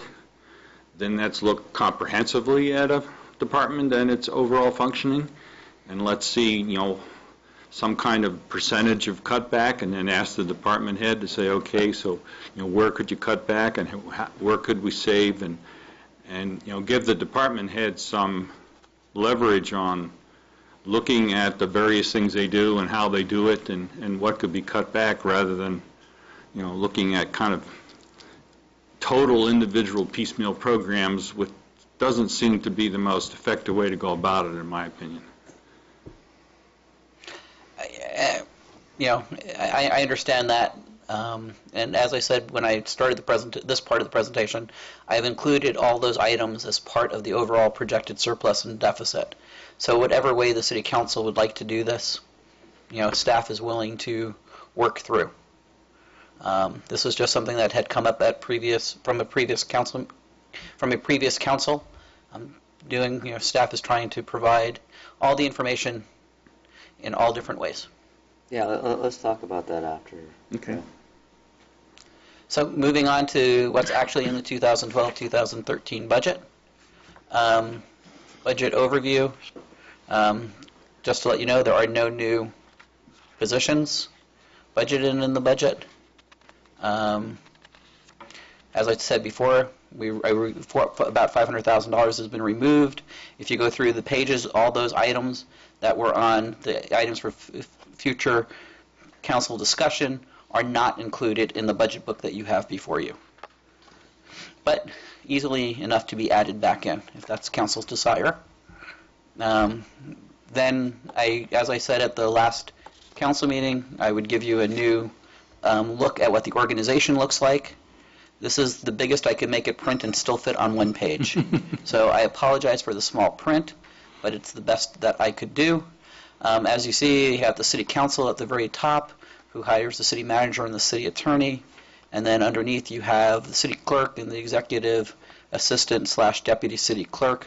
This is this is a position where primarily the function is to support the city manager in the day-to-day happenings of his office, but at the same time provides backup when needed for the city clerk. So this is a person who is serving two different functions. You then have the Director of Marine and Aquatics. This position is still in the budget at the moment because the person is still here. I would anticipate the person is going to be retiring, which will create another type of organizational chart. As we talked about it the last time when I was talking about this position, the anticipation is that we would probably have a harbor master position and not a director head level position. But right now, the Director of Marine and Aquatics covers both the marina side and the pool side, and that shows underneath that position. You then have the Deputy City Manager / Administrative Services Director, who is covering the finance, human resources on my left, the chart's right, and as well as the Recreation Department. Then you have the Community Development Director, and it shows his functions. And it also has the Police Chief with the Acting Commander, 2 sergeants, and 7 police officers. You have the Public Works Director, City Engineer, Director of Emergency Services, and it shows his engineering side as well as his Public Works maintenance side. Having an interesting conversation with him today, talking about whether we call things departments or divisions. We're still getting into that whole conversation. I would say everything on top is a department. All the programs in the budget are divisions. He, of course, would say that he's got an engineering division and a public works division, and so therefore it messes up my entire scheme of calling things whatever I do, but I'm never going to win. Then you have the fire chief, and the program I had really showed really cool, and it doesn't give you that idea, but the little dots like that shows that it's a contract position. And then it has the 3 fire captains and the 6 firefighters. And then underneath I have all the positions that have been eliminated over time. So you can see, and I've grouped them by department. We've eliminated a principal planner, a senior planner. We've eliminated paid interns. We've eliminated 3 firefighter paramedics. We've eliminated the Parks and Recreation director. We've eliminated a recreation supervisor and a 3/4 time recreation program coordinator. We've eliminated a sergeant plus 4 police officers. We've eliminated 2 civil engineers, associate civil engineers, a public works supervisor, as well as 2 maintenance worker 2s. We've eliminated the assistant to the city manager and the receptionist over the years. So this is the new, for the next 6 months or so, the new organizational structure, which is it's a much cleaner and easier organizational chart to look at than what I've been showing for the last 3 or 4 years with all the colored boxes and everything. Can I get a clarification, please? Uh-huh. You're saying that assistant to city manager, receptionist is eliminated. 2 different positions, yes. Okay. Assistant city manager position, title was changed to executive assistant, deputy city clerk. No. And then we had a The assistant to the city manager was Fred's position. That's what the assistant to the city manager was. It was Fred. Okay. Yes, that's right. Thank you. Talking about. Yeah, it gets confusing. Yes. As we make changes, because what we did back in 1999 when we did the organizational study, we retitled everybody's positions. Because it says receptionist, so I was getting right. The receptionist used to be. Thank you for the correction. Years ago. That one got eliminated. That was the first of the positions that we eliminated. Yes, thank you for the correction. Yeah, I'm sorry. No. So, moving on to some of the assumptions that I used in formulating this year's budget, they will seem very similar to the ones that I used in formulating the 5-year projections. Sales tax is $2.6 million. This is what I was talking about. $1.6 million in ongoing revenue, which is the 3/4 of the current sales. The anticipation is we're going to have right around $2.1 million a year in current sales tax. This is coming from Muni Services after they did their analysis of losing the companies that we've lost. And then in the fiscal year 12-13 budget, we will have about $1,060,000 in property tax that would normally be classified as sales tax in the triple flip funds, but based on VWR moving, we will see that make up in 2013, 2014. That's what I was trying to explain earlier with that sleight of hand magic earlier. Property tax is about $1.9 million, which is about 3% more than we received in 2009, 2010. Transient occupancy, I've got budgeted $1,550,000, which is about $50,000 less than the latest projection for fiscal year 11-12, so it's slightly on the conservative side. I think we will do better than that next year. I think we're going to get close to the 1. I think nothing else changes. We'd be close to the 1.6 because the Clarion is still closed. But also with the America's Cup coming in, I think we will see more overflow from San Francisco. So I think that $1,550,000 is a conservative number. I think that I like to budget some things more conservatively. So that way, at the end of the year, I can tell you we had higher revenues than projected. Mercology. Through the chair, Stuart, on regards to the transit occupancy tax, what's that based on? Like 70%, 80%? They're running right around 75% right now. Mm-hmm. So it's basically based on the same percentage of the same chart with the same cost per room. Mm.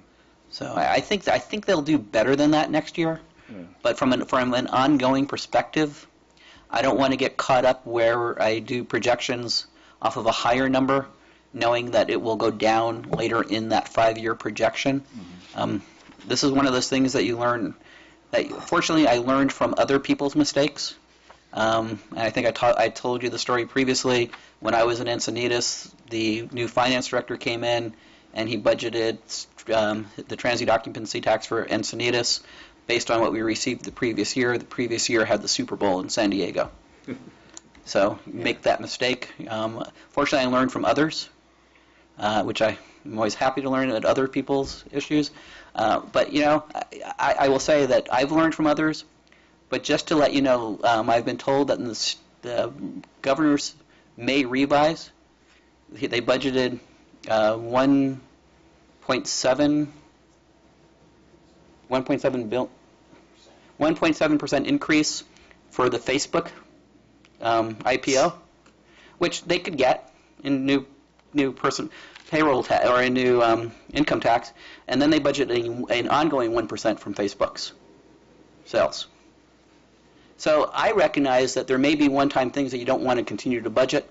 The state, on the other hand, in order to make their numbers work, don't quite understand that concept. Can I make one comment on the transit occupancy tax? Yes. The Radisson is planning to do, is going to be changing their name. It's going to be rebranded. And they are intending to do a complete remodel on it, wing by wing. They're not going to shut the whole hotel down. But the current plan tends to be that they will be doing it section by section. So I will just so that you contact the people out there to find out what their anticipation is on reduction in occupancy. I will do that. 75%, and if I may, in the hotel industry is pretty good, isn't it? You know, when I was working in Reno, they were talking about needing close to 80% for their numbers. Mm-hmm. So 75%. Is it safe? It's on the lower side, but I mean, I'll check based on what Councilmember O'Connell says, because that could have some implications. So I don't know if they're going to then increase the rent on the rooms that are available. So I'll check with them. I'm not sure they know yet. They're still, from what I hear, they're still talking to different brandings to see what level of remodel they'll need to do to get that brand name. And that could change what their basic room rate is, whether it's a Comfort Inn or a Comfort Plus or however it works. Right. So, but I don't think that they have a firm name or branding in the works yet. You don't think it's going to be America's Best?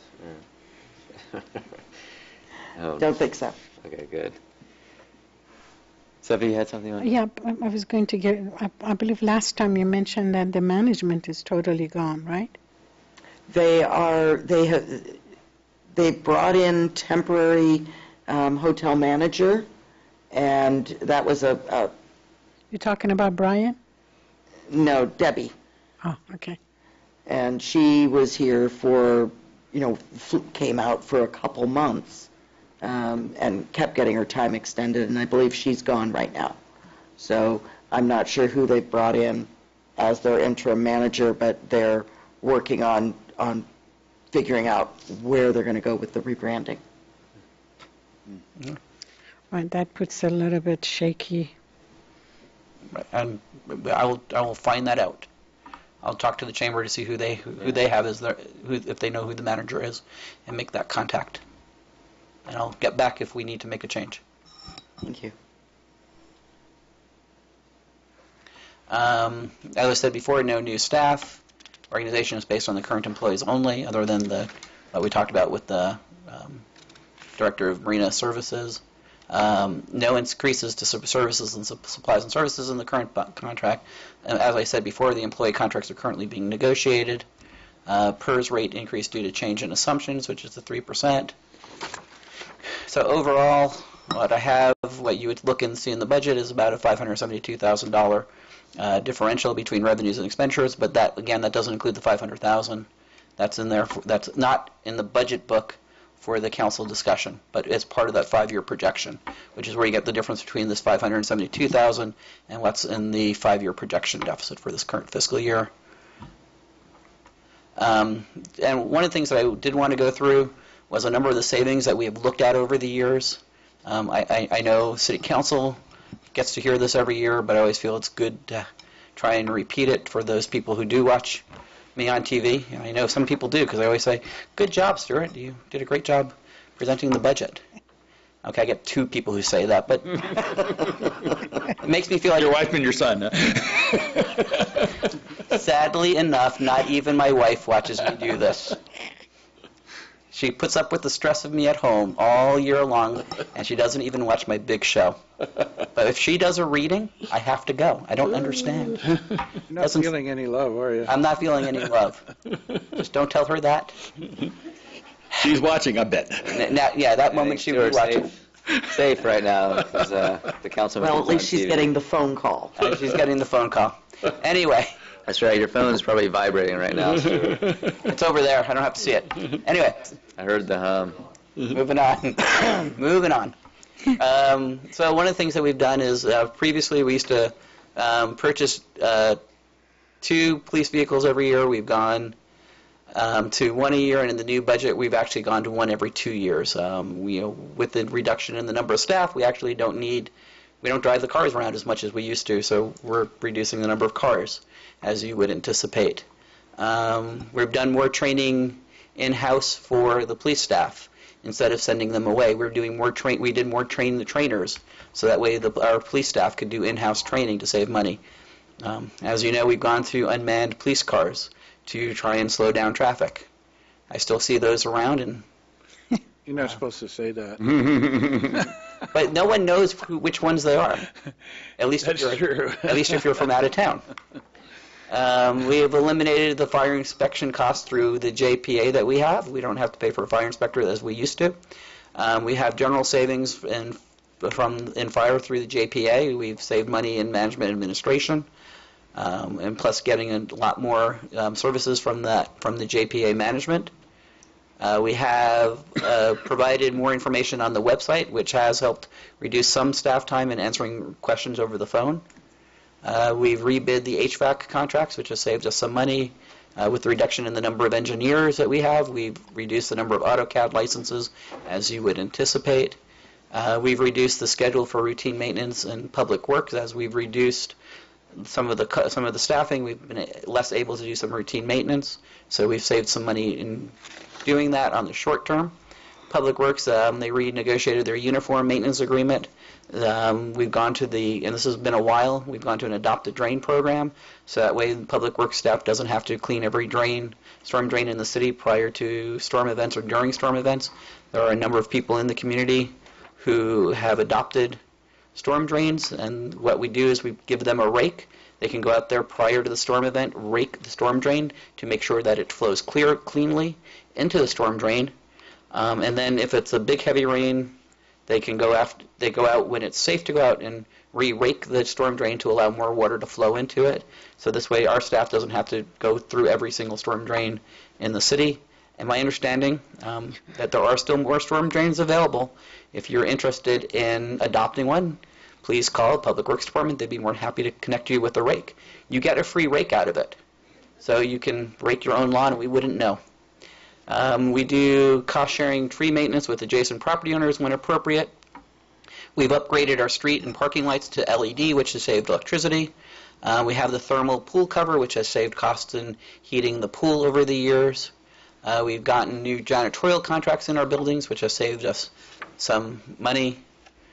We get more of our material, like law references online, so we don't have to buy the law books. So when you watch TV shows and they have all the law books in the library, those are just there for show. Lawyers don't actually use them anymore, or not that much. We're attending more webinars instead of sending people in person to trainings. Finance has gotten a number of webinars, as does the League of California Cities, so you don't have to go away as often as we used to. We now print the City News and the Stars. The City News and the Stars printed in-house, as is the design. Years ago, we used to have the design be done by somebody else who was not on staff. We've now incorporated that in-house. We no longer purchase furniture brand new, and actually we've really cut down on the amount of furniture that we purchase because, again, with less staff, we can actually just reuse what we have. Years ago, we eliminated the coffee service for employees, and the employees contribute on a regular basis to provide the coffee that we have.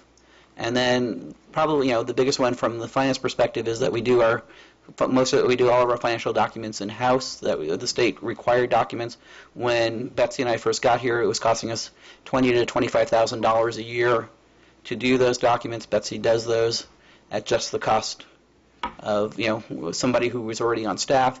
And as I said earlier, we did our actuary for our GASB 45 in-house through Betsy, which would have cost us, last time we did it, going to an actuary cost us $20,000 plus dollars, and this year it cost us less than $5,000 in being able to do that. So, the staff looks at as we can, everywhere we can to save, which is one of the reasons we have not spent all of our money in the budget this year.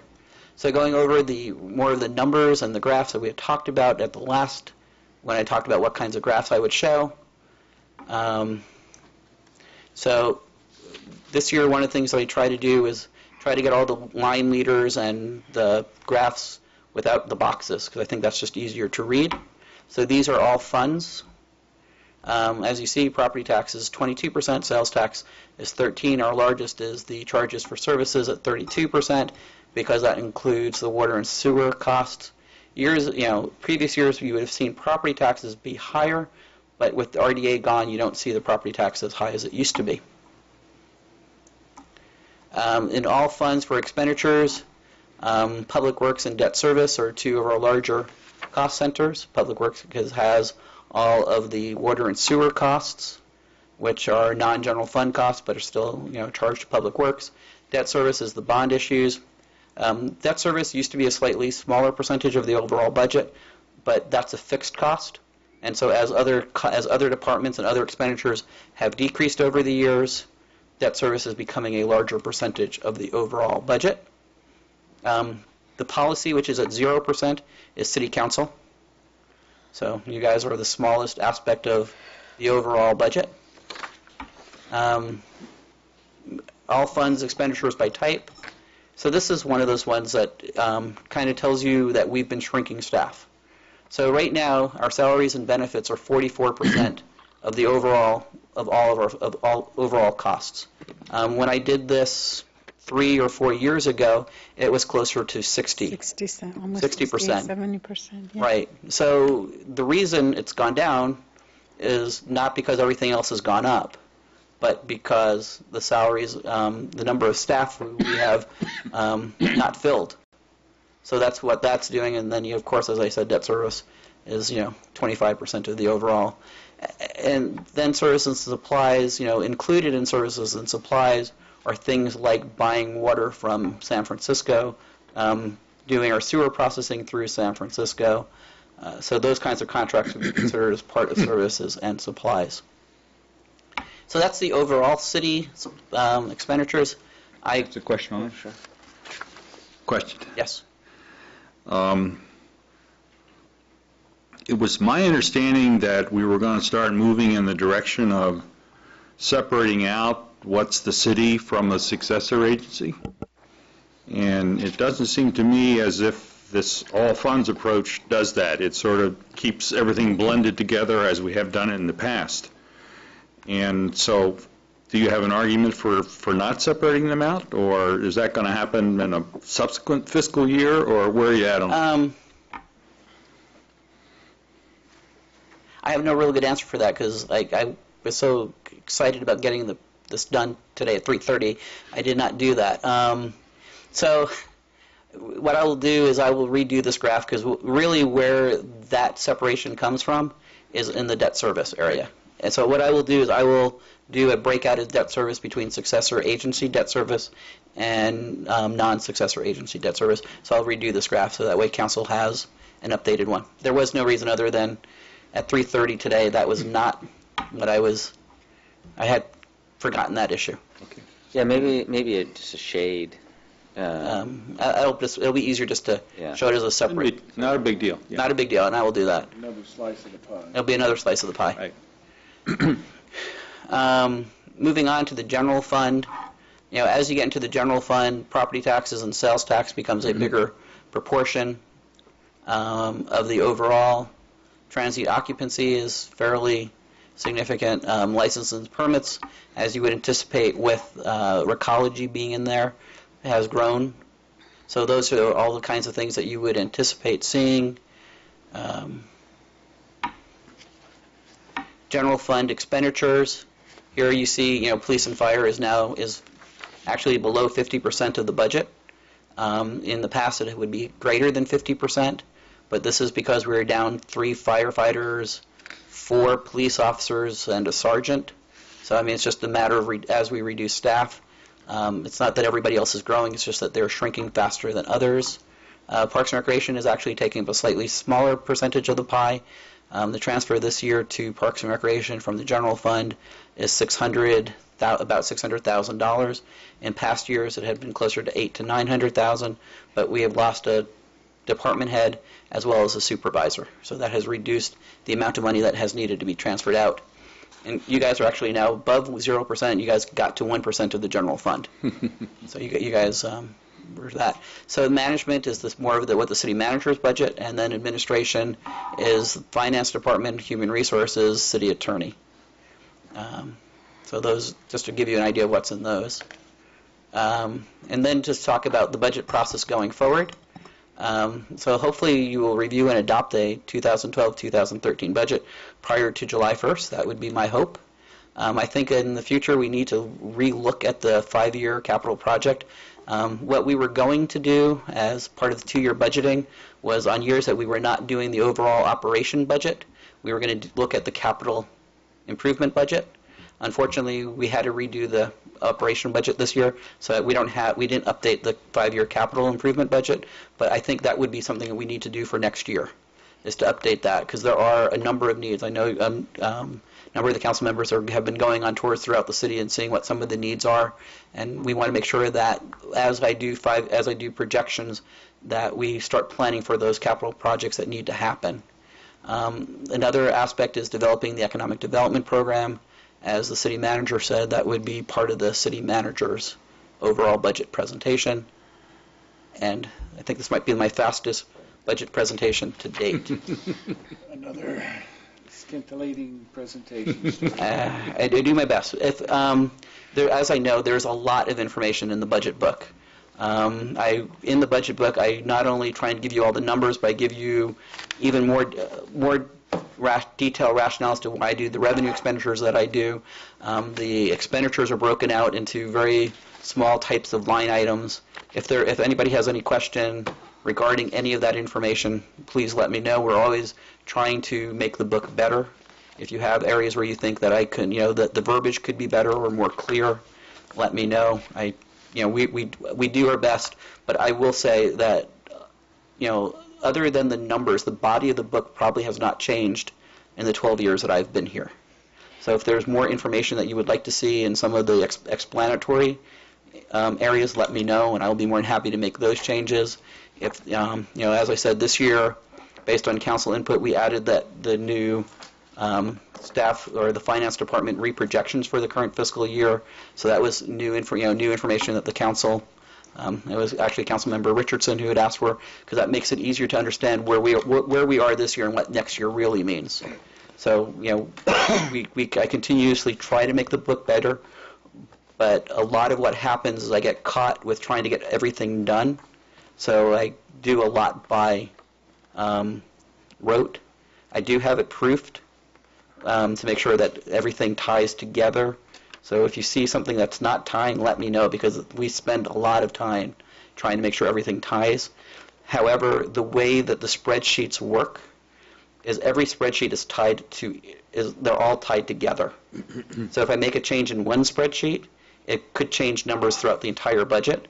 So what we do is we print each of the subsidiary schedules and make sure that they all match the Word documents, and then from there we take the subsidiary ones after they've matched what's in the Word document, and we then build them up through the schedules to make sure they all add up to Schedule 1.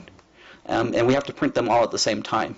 So if somebody has a change on one and I've made a change and I forgot to reprint everything, and I will tell you, it doesn't happen very often, but if you see a typo, please let me know. We do the best we can, but it's just a lot of work trying to get done in a very short period of time.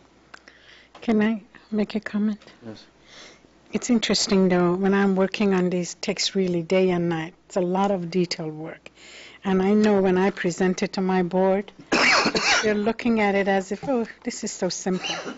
But I know the amount of the hours that goes into this and the possibility of the errors or links and so forth. So I want to tell you, I might share concerns about some things, but it's not about individuals and it's not about the work that you all do. I'm absolutely impressed, and I know what it takes to produce something like that. Thank you. Thank you. And, and as for me, I think the biggest thing is what are the assumptions that we're using to base the budget on? If there's concerns about the assumptions that, as Councilmember O'Connell pointed out about what's going on at the Radisson, I mean, those are the things that really have bigger impacts.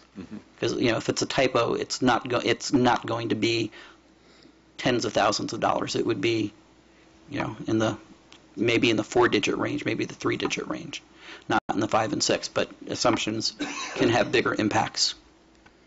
So if there's issues with, as you go through the revenue projections, if you have issues with any of the assumptions, please let me know, because we try and do it the best we can. But if people have more information, that's why, for me, one of the reasons, as Ray says, it might be one of the more important things you do year in and year out. May not be the most important thing you do in total, but year in and year out. And that's why we try and make it public. We try and we try and let public see it, because there may be people who have better information. And if they do, we want to give, I want to give you the most accurate information that I can and the most up-to-date information that I can. So if there's people, if any of the council members or anybody who looks at it online says, this could be better, more than happy to make the changes, because that's what's important, is getting it right, not pride of ownership. I think David Stockman said it best back in 1980 when he did his first budget. It's a Word doc, we did it on a word processor. It could be changed. It's not, it's not a final thing. Yeah, those cut and paste are gone. We take a 5-minute break. Thank you. Okay, sounds good.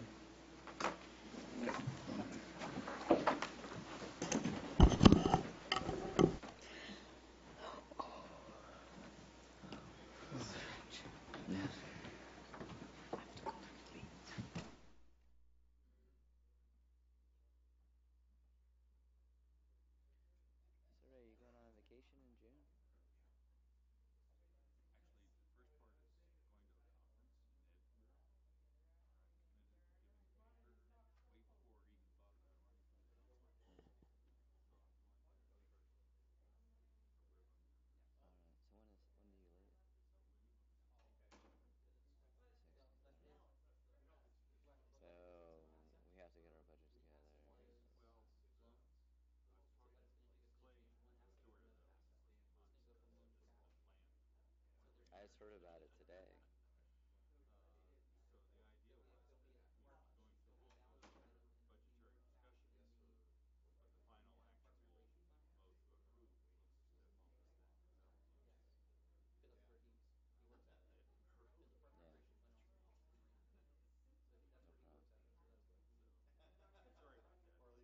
No, yeah, I mean, there's life.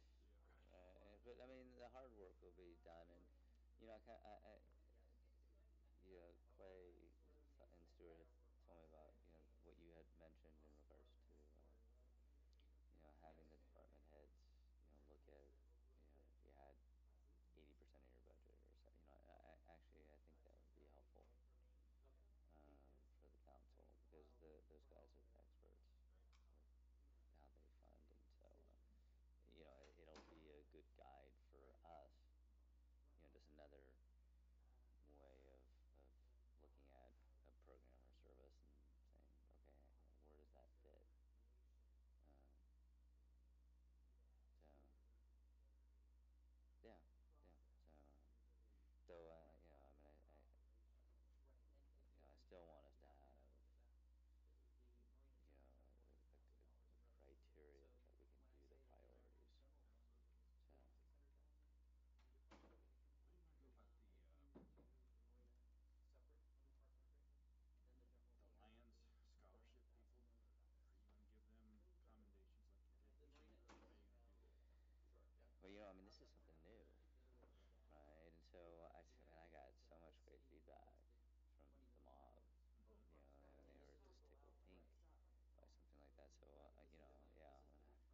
now, this would be something that we'll need to do when someone puts a significant amount of energy or financial. I was thinking about the Lions Scholarship dinner on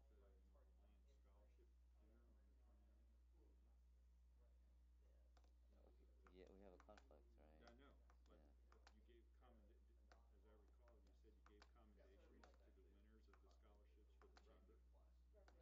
I was there to, yes, we did get, we did do that, yeah. A lot of the elected, Jerry Hill's office, Senator Yee's office, Adrian's office. I was the only guy, I was the only real politician. Yeah. All the others were assistants. But I was just thinking that if we did something comparable for the Lions Scholarship kids, but then of course we have a conflict, so none of us going to be able to be there at the dinner. No, and but if we gave them accommodations, that would be kind of nice. You're right. I'll ask Clay about that. In the past, I don't know. When you've been Mayor Clark, have you passed out the certificate that recognizes the kids for getting the chamber scholarship? Not the last time I did. Okay, yeah, because I think Clay has done it before. So I had a conflict for the meeting. I couldn't go. All right. You have been asked to join the Lions Club? Tim Chang asked me to join. Is Tim a Lion? I think so. But no one, on a serious note. From the old guard? Not Dan or Mark.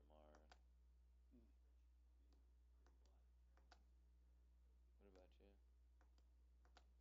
One time, a number of years ago, it was back in the 90s, Bill Lawrence and Jess Salmon were arguing on who should sponsor me. Right?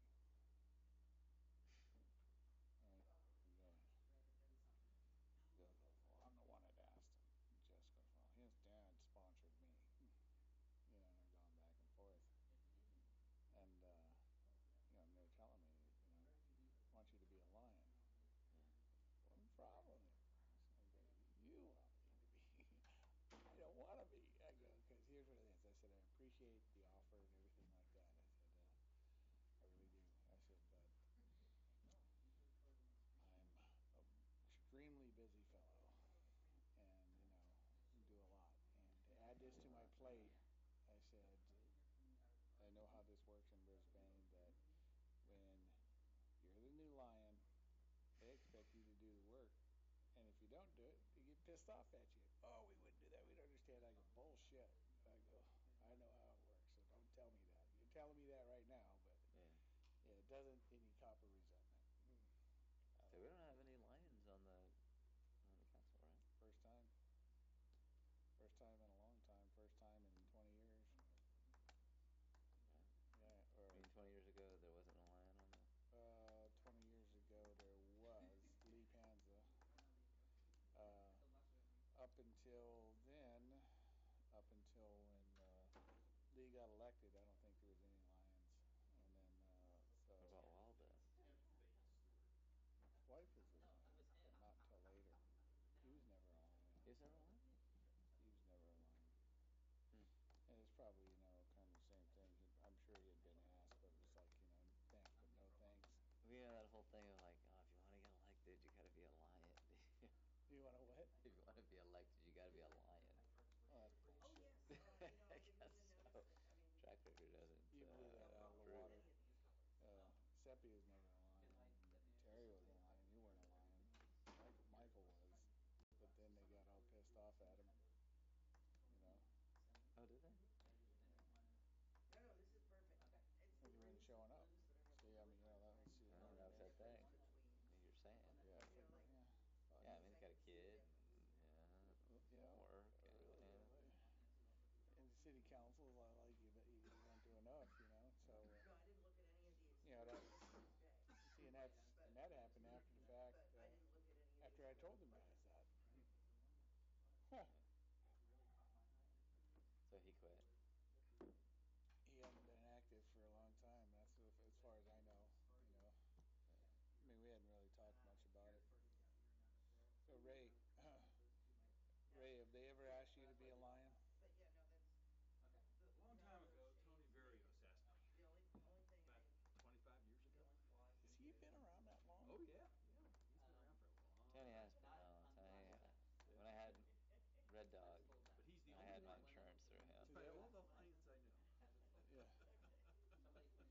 I was telling him this story about, I've only been asked once, and it was Bill Lawrence and Jess Salmon. And they're having this argument on who's going to sponsor them. And they're in this big battle, right? Bill goes, well, I should sponsor him, goddammit, because I asked him. And Jess says, no, I should sponsor him because his dad sponsored me into it. You know? I go, I was just telling Cliff, yeah, I don't want to do it, man. You guys don't appreciate it, but man, you go, it's a lot of work. And I said, I said, a new guy, you're going to expect a new guy to do it. And I said, I don't have time to do it. And you don't do it, you get all pissed off at me. Oh, we wouldn't do that to you. Yeah, you would. No, it is a commitment. Yeah.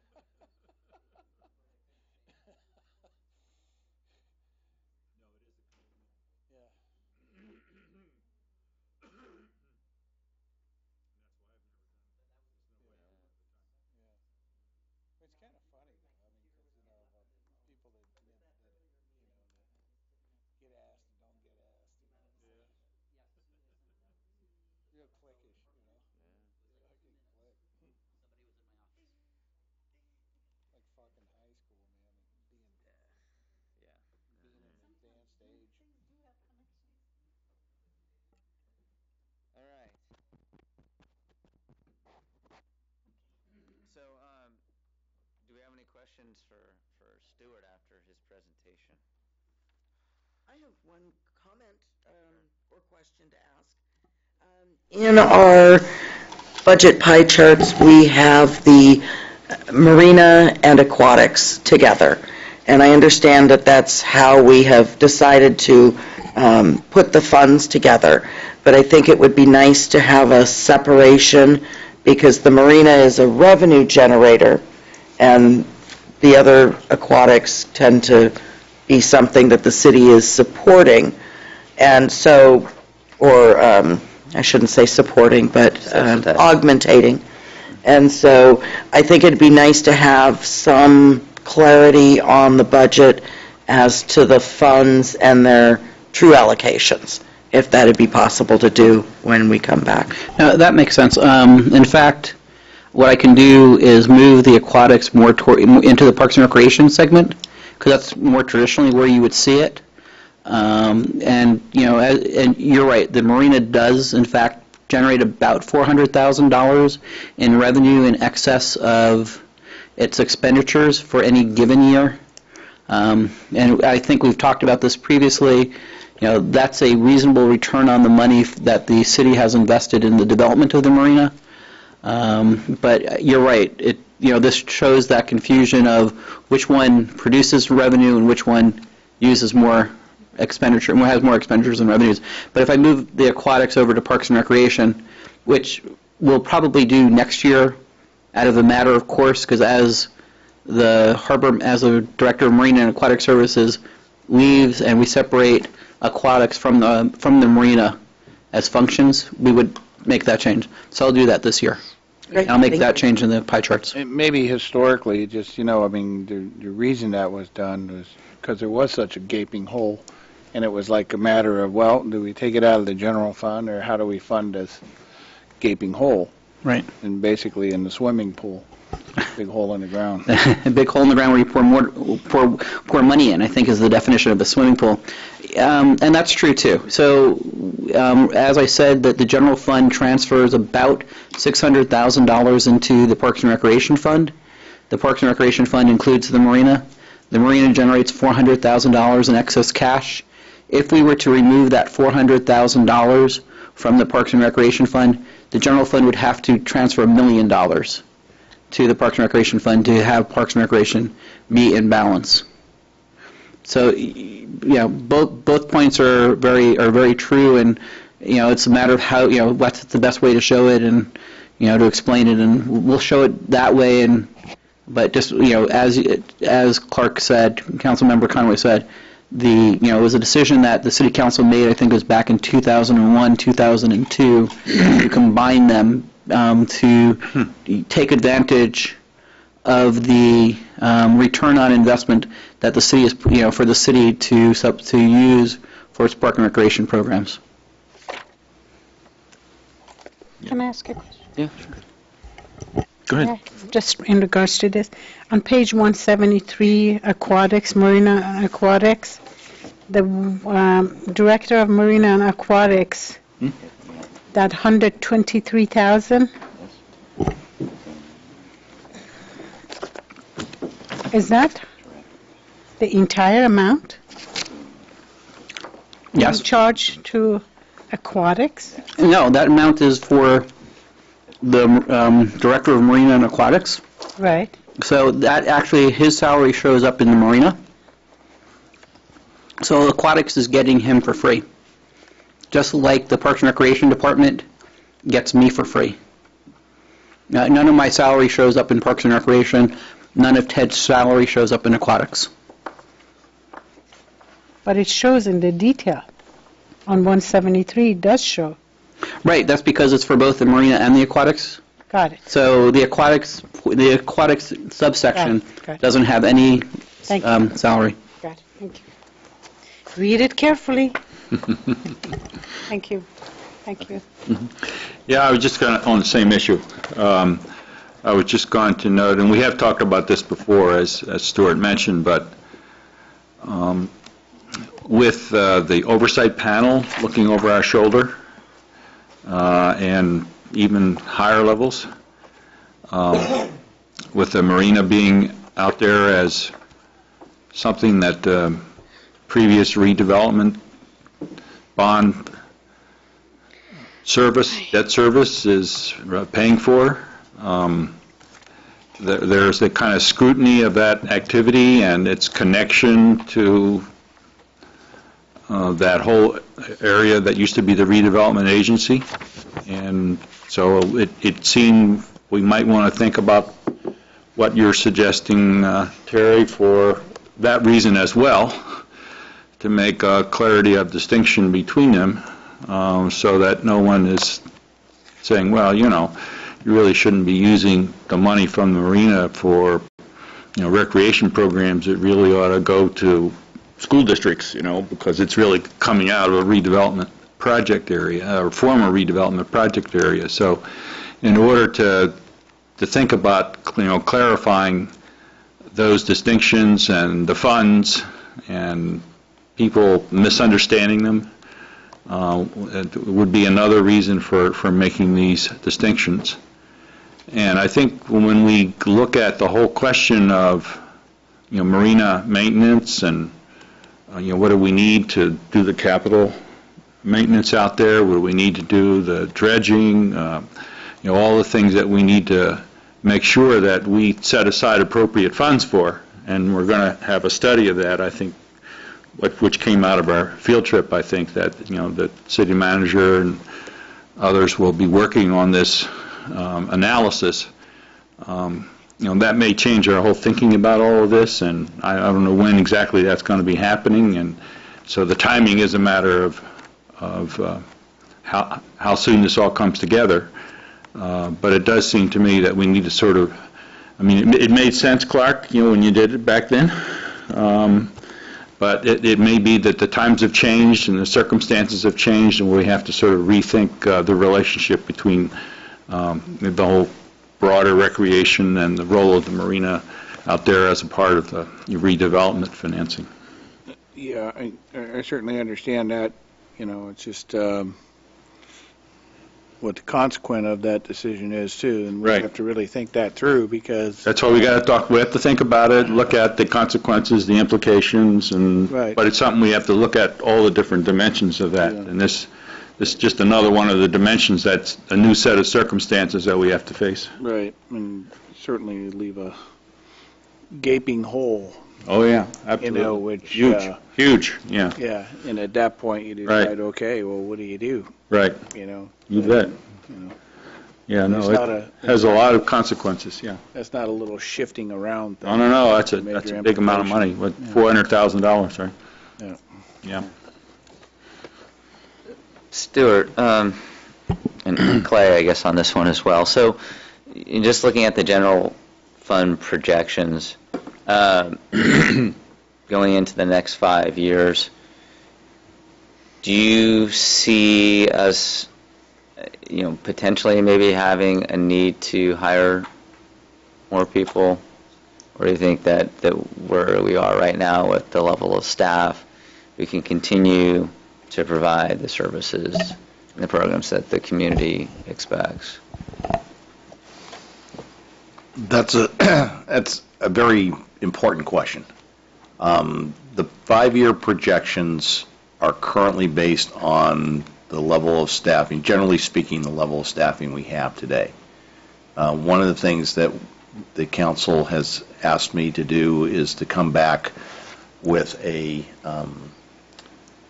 organizational chart and to look at the staffing issues going forward. And there are definitely some pressures. You all visited upon the impacts with regards to the marina last week, but that's just one area. I think when we get into areas of sewer and water, and that's not general fund, but where you're going to find similar sorts of concerns. And there are concerns I have in other operational areas, not the least of which is the police department.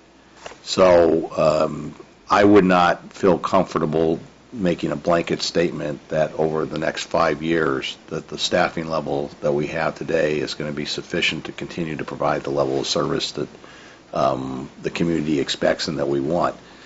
We've been able to manage it over the last few years, but at the consequence of some of the capital and maintenance needs that we have. And you can do that in the short term, but you can't do it in the long run. And so I think that's part of what we have to look at and address going forward. So and that's really built into the 5-year projection. Well, right now, no increase in staffing is built into that 5-year projection. So I think that's one of the things that, when we get through this budget season and, we can kind of take a step back and kind of look at where we think we need to be in 2 years, 3 years, 5 years down the line in terms of some of the maintenance issues as well as some of the service issues, and start to kind of identify, what's the gap in funding that we really need to try to, pursue. And that may also drive just looking at the, some of the ways we provide the services too. So, all of those issues are, they all intertwine with each other. Sure. And then, looking at those alternatives, those if the council decides to pursue alternatives, then Stewart's projections all change with those alternatives that could be provided. Oh, absolutely. The $3 million that we hope to receive from Recology, just as a guess, what kind of fiscal year do you think that $3 million might? Mr. Mayor, you are wonderfully consistent in trying to get me on the record with regards to commitments here. We're looking at 2.1 here. Right. So, let's just play that out. You got a draft environmental document that will come out in this next year. You will be before the Planning Commission with the EIR sometime probably in 2013. We have had some preliminary conversations around the idea of being able to peel off Recology's application separate and distinct from what UPC is trying to do with the broader Baylands. There's some issues there that we've got to work through and see if we can actually do that. So you would think at the very earliest that application process would start sometime in the 2013 period of time. Now the environmental review will have been done, so that's good. So that could expedite it getting before the Planning Commission to the Council, but I would still think that we're talking 2014. Okay. And then, of course, we're all positive about Recology coming on board, but things happen. So, none of these numbers portray Things happen. Ecology, yeah, things happening. So, Stuart, if Recology doesn't come on board, then we just add 1.5 million to Well, we would add $1,050,000 to the to the deficit this year, and then 2.1 going forward. So you're talking, as you would expect, somewhere around the $2 million deficit range. Okay. And that makes a lot of sense, because that's about what we would have lost from VWR. That's what Recology is trying to make up. This year's budget that you adopted was basically in balance. The 11-12 budget was basically in balance. Mm-hmm. And looking forward, the budget's sans VWR leaving would have been basically in balance. Okay. And then if Recology didn't come on board and we continue to fund as we're doing, by 2014-15, we wouldn't have any reserves left. Correct. Okay. All right. May I? Truly, by my statement that I'm going to make, I'm not trying to put a damper on this good news about being balanced this year and so forth. But I do have a feeling, I understand all the assumptions that has been made, and based on the work that I do, and I see almost 90% of organizations that get into trouble over-project the revenue, under-project the expense. And somehow when I was looking at this, immediately my red flags are going up, that somehow you're over-projecting the revenues, underestimating the expenses. And it's not that you're doing it purposefully, but I really believe that some of our assumptions seems to be very optimistic. And that's where my red flag comes in, and I'm responsible to say it. That's how I'm feeling, and that would be my red flag. What you choose to do with it, I'm only one member, but I'm concerned, and I would share that right from the very beginning. You have specificities on that? We're not going through a specificity. But when I read this, when I went through these assumptions, immediately that antenna went up. But I just leave it at that. Yeah, I mean, and I think that's the reason Stuart goes through every year the major assumptions he makes. So if there's an area where the council doesn't feel comfortable with the assumption, then that's a conversation we need to have, and we can adjust the budget accordingly. Right. Just to follow up on it, we're not projecting a balanced budget within the 12-13 year. Our projections are $1 million use of fund balance. Our assumption is for next year. We are working on next year's budget. Right. That's what I'm talking about, for the 12-13 year. Sorry, yeah. And I agree. I mean, like a major assumption out there is Recology. Major. If looking at it overall, the revenues, I have to find it they have to find the number. It's about $11.1 million for this fiscal year, including Recology. That is a major assumption. It's 11.6 including Recology. If you remove Recology, the overall revenue projection is about 10.5 million overall. If I'm off, 10% overall, that'd be $1 million. But looking at it individually, line item by line item, it's hard to find where I would be off a whole million. I mean, I could be I could be off a few $100,000. Maybe something happens and room tax doesn't happen.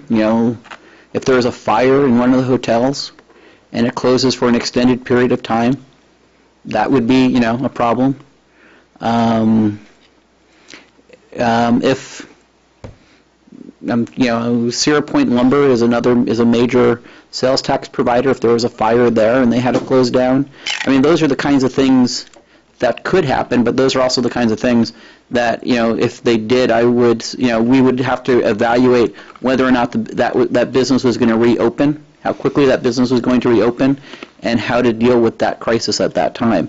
So, yeah, I mean, there are, this is by no means what I would say the worst case scenario. I think you're right. I think there is some level of optimism. I think there's some level of optimism in what's going on in some of the areas. But, individually, line item by line item, I don't think there's large, I don't think we're going to see large losses unless something catastrophic happens. And it may not be catastrophic to the city. It may not be catastrophic to the community. It could be catastrophic to an individual business. Because, you have the room tax is around 1.5 million, and it's pretty evenly split between the two right now.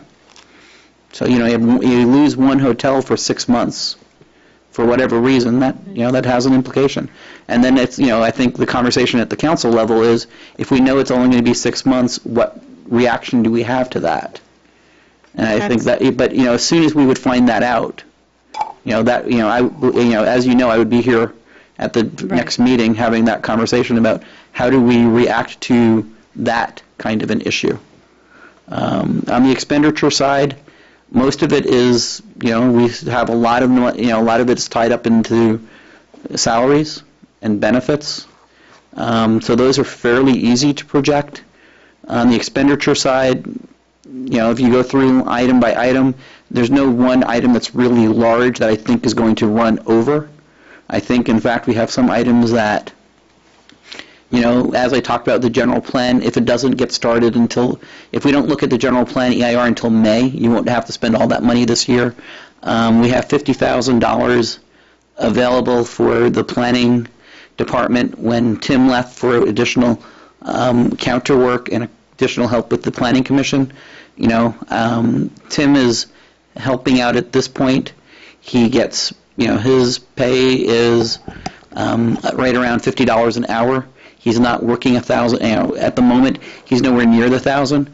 But also the planning department isn't booming at the moment. So, but that was a conservative number that was put in there. So I think there's enough. I'm more comfortable on the expenditures. I understand what you're saying on the revenue side, is that there's more uncertainty on revenues than on expenditures, I think, looking at the individual numbers. And I think if something happened on the revenues, that would be a conversation that you would see me in front of you, very quickly. Because those are the kinds of things that I agree with you that the city council needs to react to, and staff needs to be flexible enough and nimble enough to deal with. Thank you. Thank you.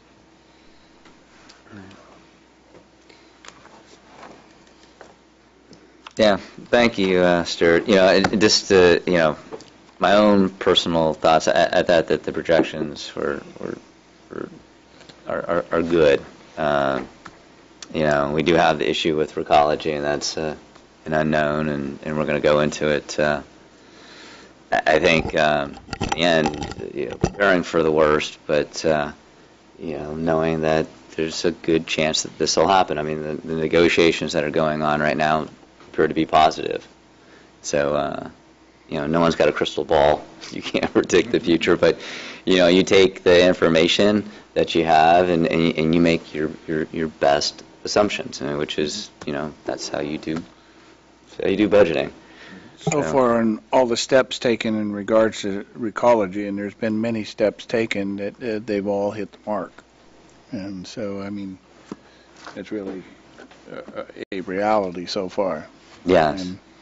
Well, and I feel very confident, as Stuart's projections in the past have been on the conservative side and have been pretty accurate for educated guesses, which is what we all have to make, is educated guesses. So I like his assumptions and his conservativeness when it comes to his projections, and so gives a little more confidence. I look at the reasonableness, and definitely the reasonable test is there, no doubt. The areas that they're shaky are exactly the ones that he has brought up at the same time too. And concern about being the state, what the state is going to do, and how are we going to turn around immediately to recoup what state does if those initiative doesn't get passed and all kinds of stuff. That's the area that is shaky. It's not about the staff. Yeah. So then, moving forward with eventually understanding how to prioritize the things that we're going to fund. And I liked what you brought up, Ray, in regards to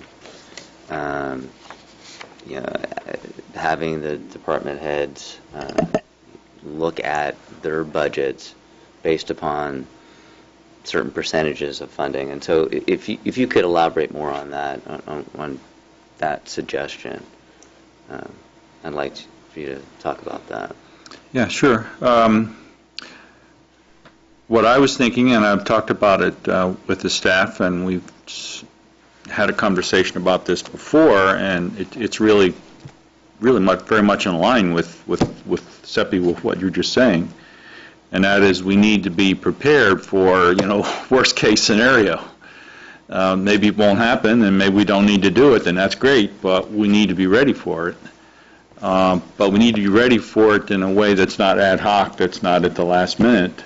And that's what I was thinking when each of the departments comes before us and explains what they're doing and how the functioning of the department is going, that they could also look at their budget and say, well, if we had a really bad situation and ecology doesn't happen and God knows the state does something insane, which is, conceivable,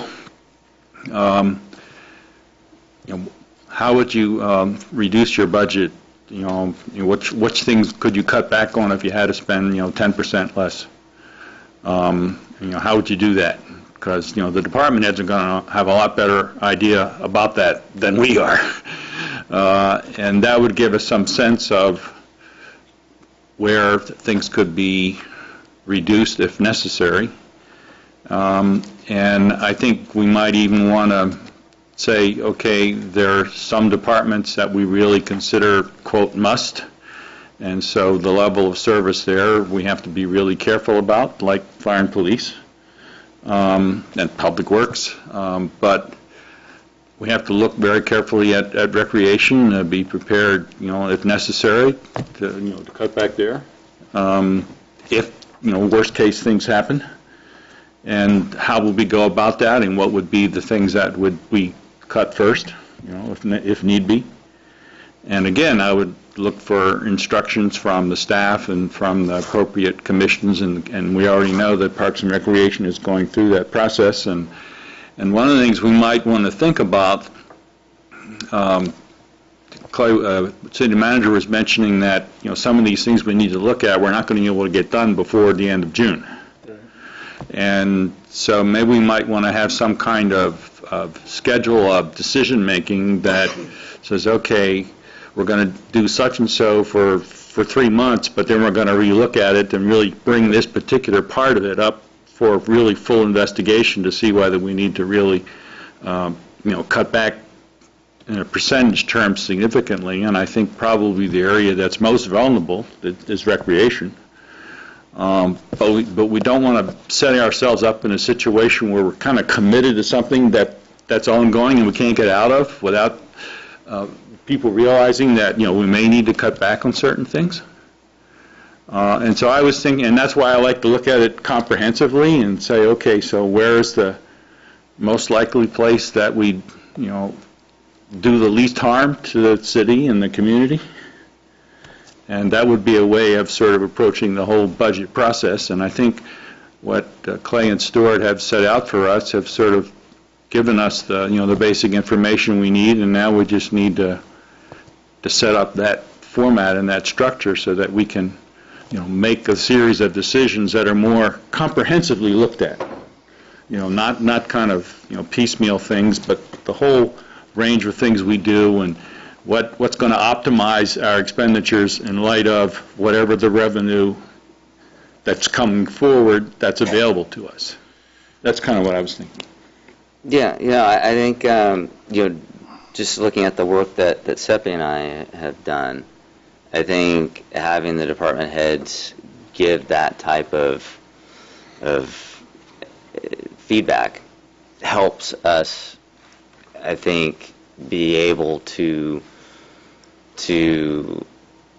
be comfortable with the criteria or redefine it based upon that information that we get, so that eventually, when we do go through it, you're right, we're not piecemealing it, we're doing it in a more comprehensive way. And Sorry, when you do that, I can't see. and so, which is important, because we want to be able to provide consistency, rather than, if you do it piecemeal, then it's not consistent. And so things that can be grouped together, they're the reason you budget them is based upon that thing that makes them, the level of service, the level of engagement with the community is consistent.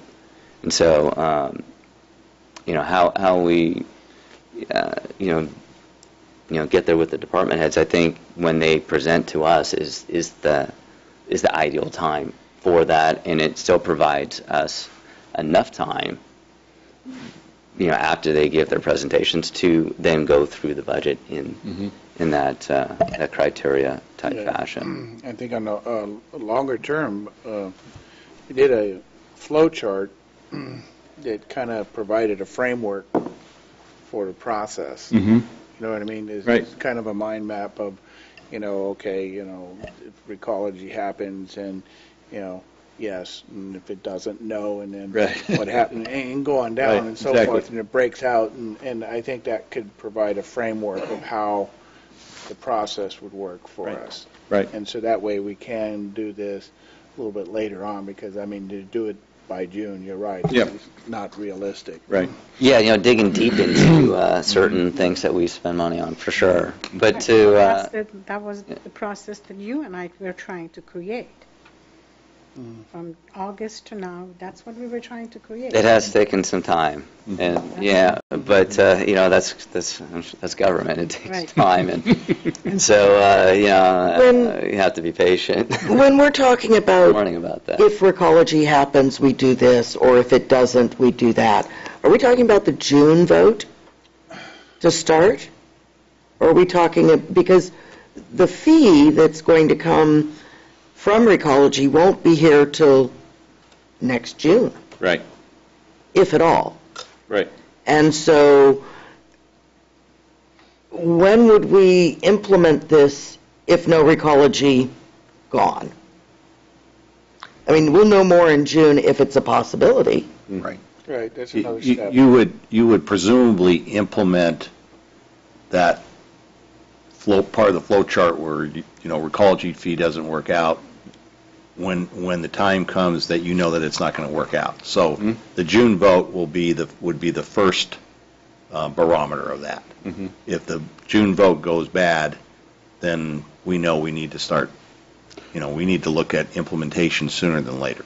But otherwise, it won't be till next June that we're looking at this. Well, there will be other milestones, and I don't know exactly all of them. But the first one is going to be this fall when they put together their rate proposal. Well, the city and county of San Francisco puts together their rate proposal. So I am told that the staff intends in putting the rate, the fee, the business license fee from Brisbane in that rate proposal. So that would be the next step.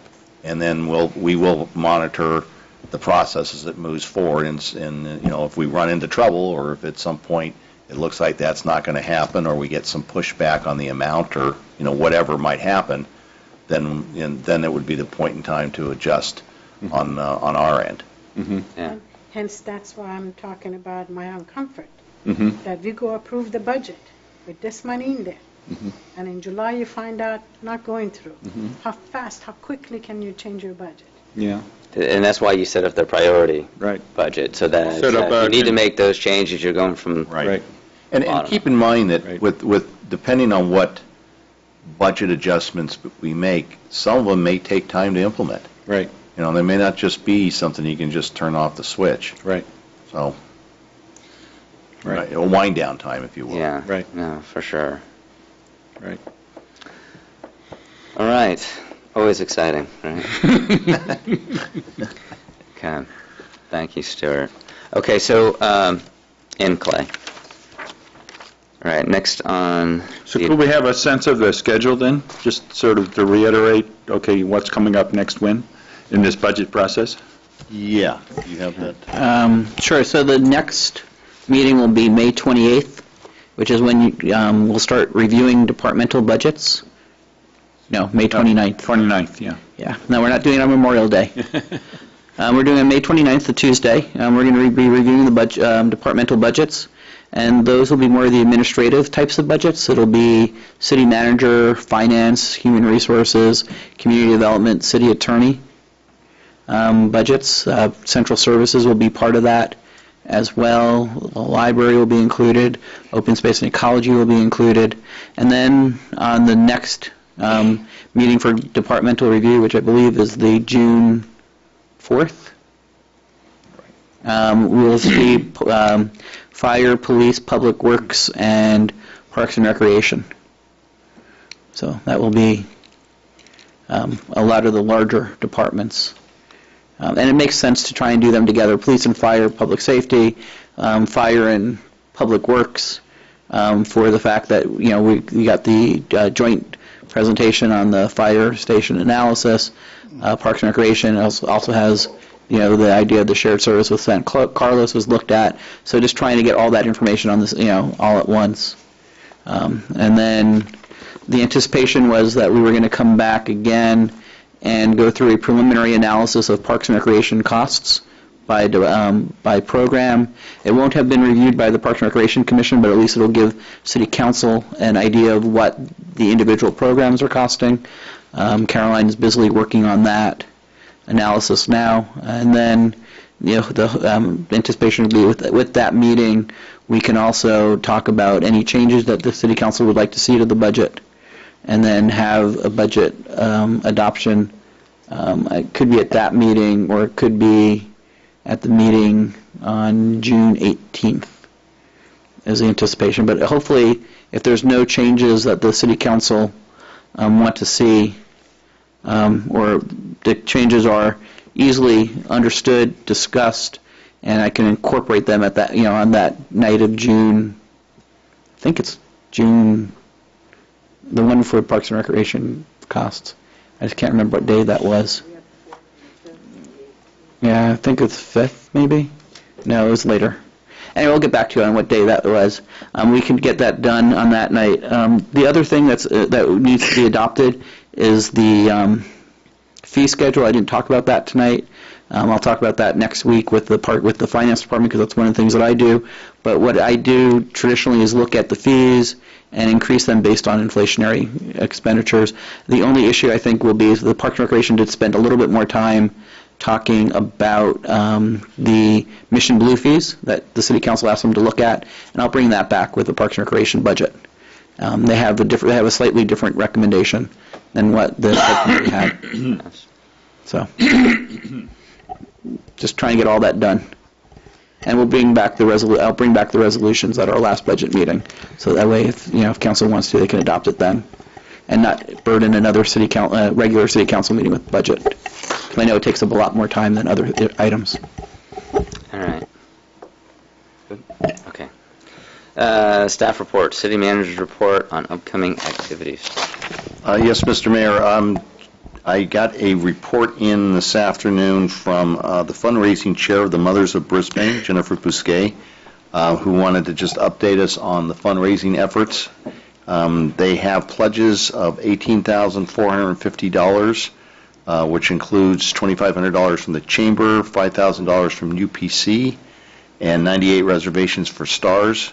And at this point, the city has received $7,800 in those checks. And they are continuing to get the word out through the Luminary, the Facebook page of the residents of Brisbane, the mob list, and a couple other methods. So it seems as though the fundraising is going pretty well at this point.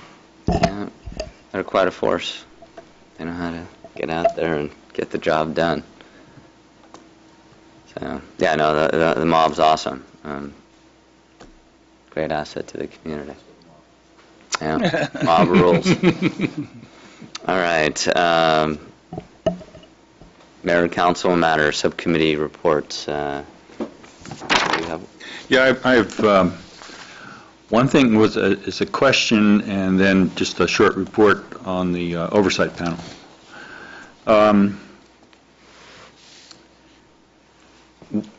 At the meeting of May 7th, we also had a meeting of the successor agency, which followed the city council meeting. And I assume at some point we will have minutes for that particular meeting that occurred. But it only makes sense to have minutes at the time when the successor agency is actually convening. And so I just wanted to ask if I'm right about that. Yeah, because that would be the plan, because we want to, as we did with the last agenda for the successor agency, we want to keep it completely separate and distinct from the city. Okay. So I'm not sure, we may actually just have a successor agency meeting for adoption of the minutes, because that may be the only thing we need to do in the next few months. So that we'll talk and bring that forward. Okay. Okay, that was the first point. And the second point is, you've raised it earlier about what's going on in Sacramento, and they are, desperate for money, and so that means the likelihood of the support for affordable housing and our keeping the affordable housing money just goes down with every day.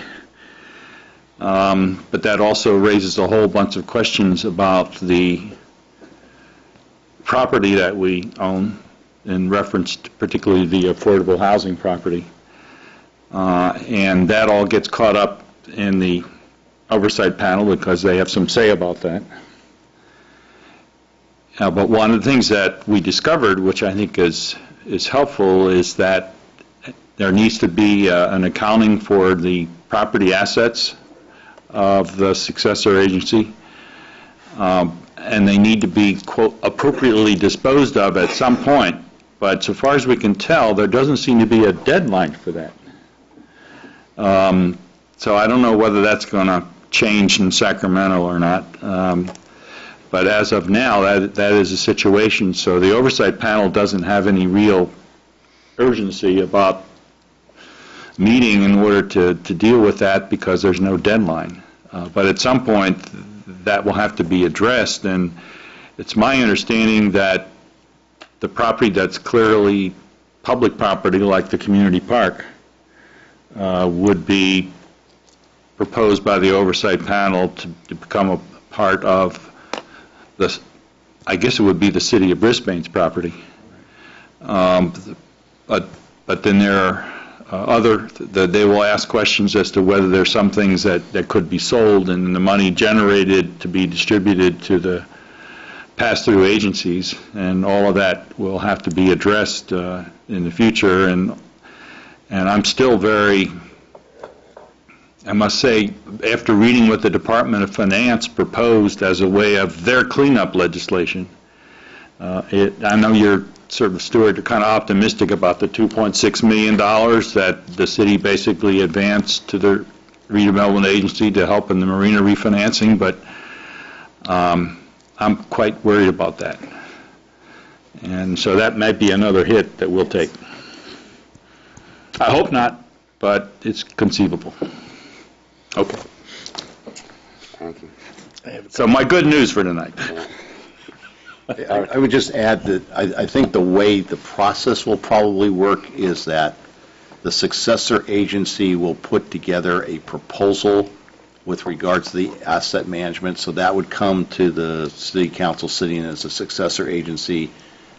We would propose that to the oversight board, and then the discussion would start at with the oversight board. The timing of that, I just don't know. I mean, frankly, at this point, as Councilman Miller said, we're not under the gun in terms of timing. Obviously, we do want to get to this because it's a very important issue. Obviously, we need to get through the budget. But I would think, by late summer or early fall, we'll want to try to get back to the successor agency and then to the oversight panel with regards to this. All right, Clark? We had a CCAG meeting, and at it, one of the main action items was passing the annual budget, and there's some monies in there for Brisbane, I think, in regards to transportation, and I don't know if we've received a check yet or will be soon. The controversial issue of the night was really in the executive director sending a letter to the high-speed rail organization in regards to support of the shared track system, of the dual track system. I think you've all heard about that. The Transportation Authority passed the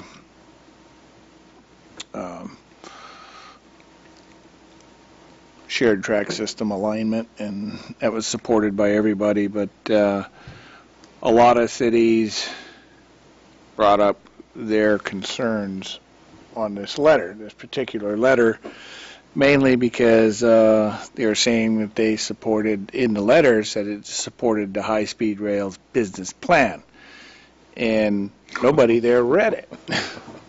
I just looked at the title. Yeah, and I was very reluctant to do it because, you know, as Seppi had brought up numerous times there at CCAG, you know, where's the rail yard going? You know, we don't know. And so I decided to vote against any language because they amended the language to take that out where, you know, I didn't read that they supported it, but when I asked the attorney that if we sent the letter, does that mean we support it or not, he didn't know. He really didn't know. And so at that point, you know, I decided not to support it, but it ended up passing in a vote to 8-7.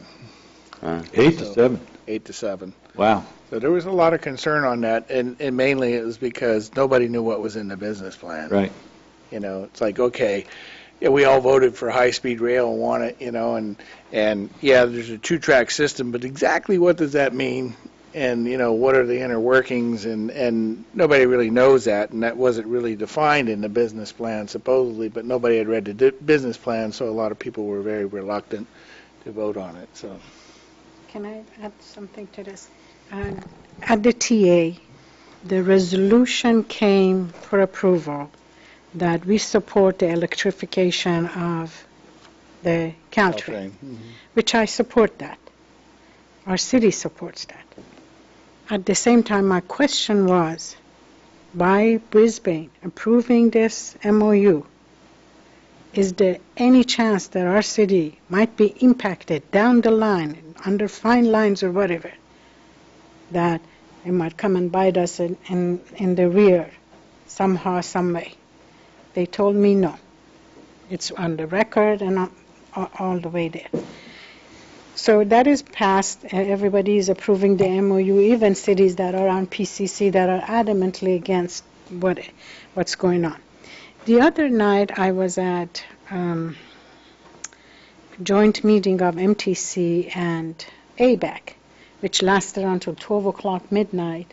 Wow. And they were looking at the One Bay area, and we had people from Yellow Party, Green Party, you name any party was there. And with the picket, there were about 130 people that had given slip to talk. Wow. So security was very high and all kinds of stuff. But one of the members came to me and said, the passing lane, the passing tracks are going to go into North County. Okay? So that was the other night, and I really want to find out what is going on. What is the passing track?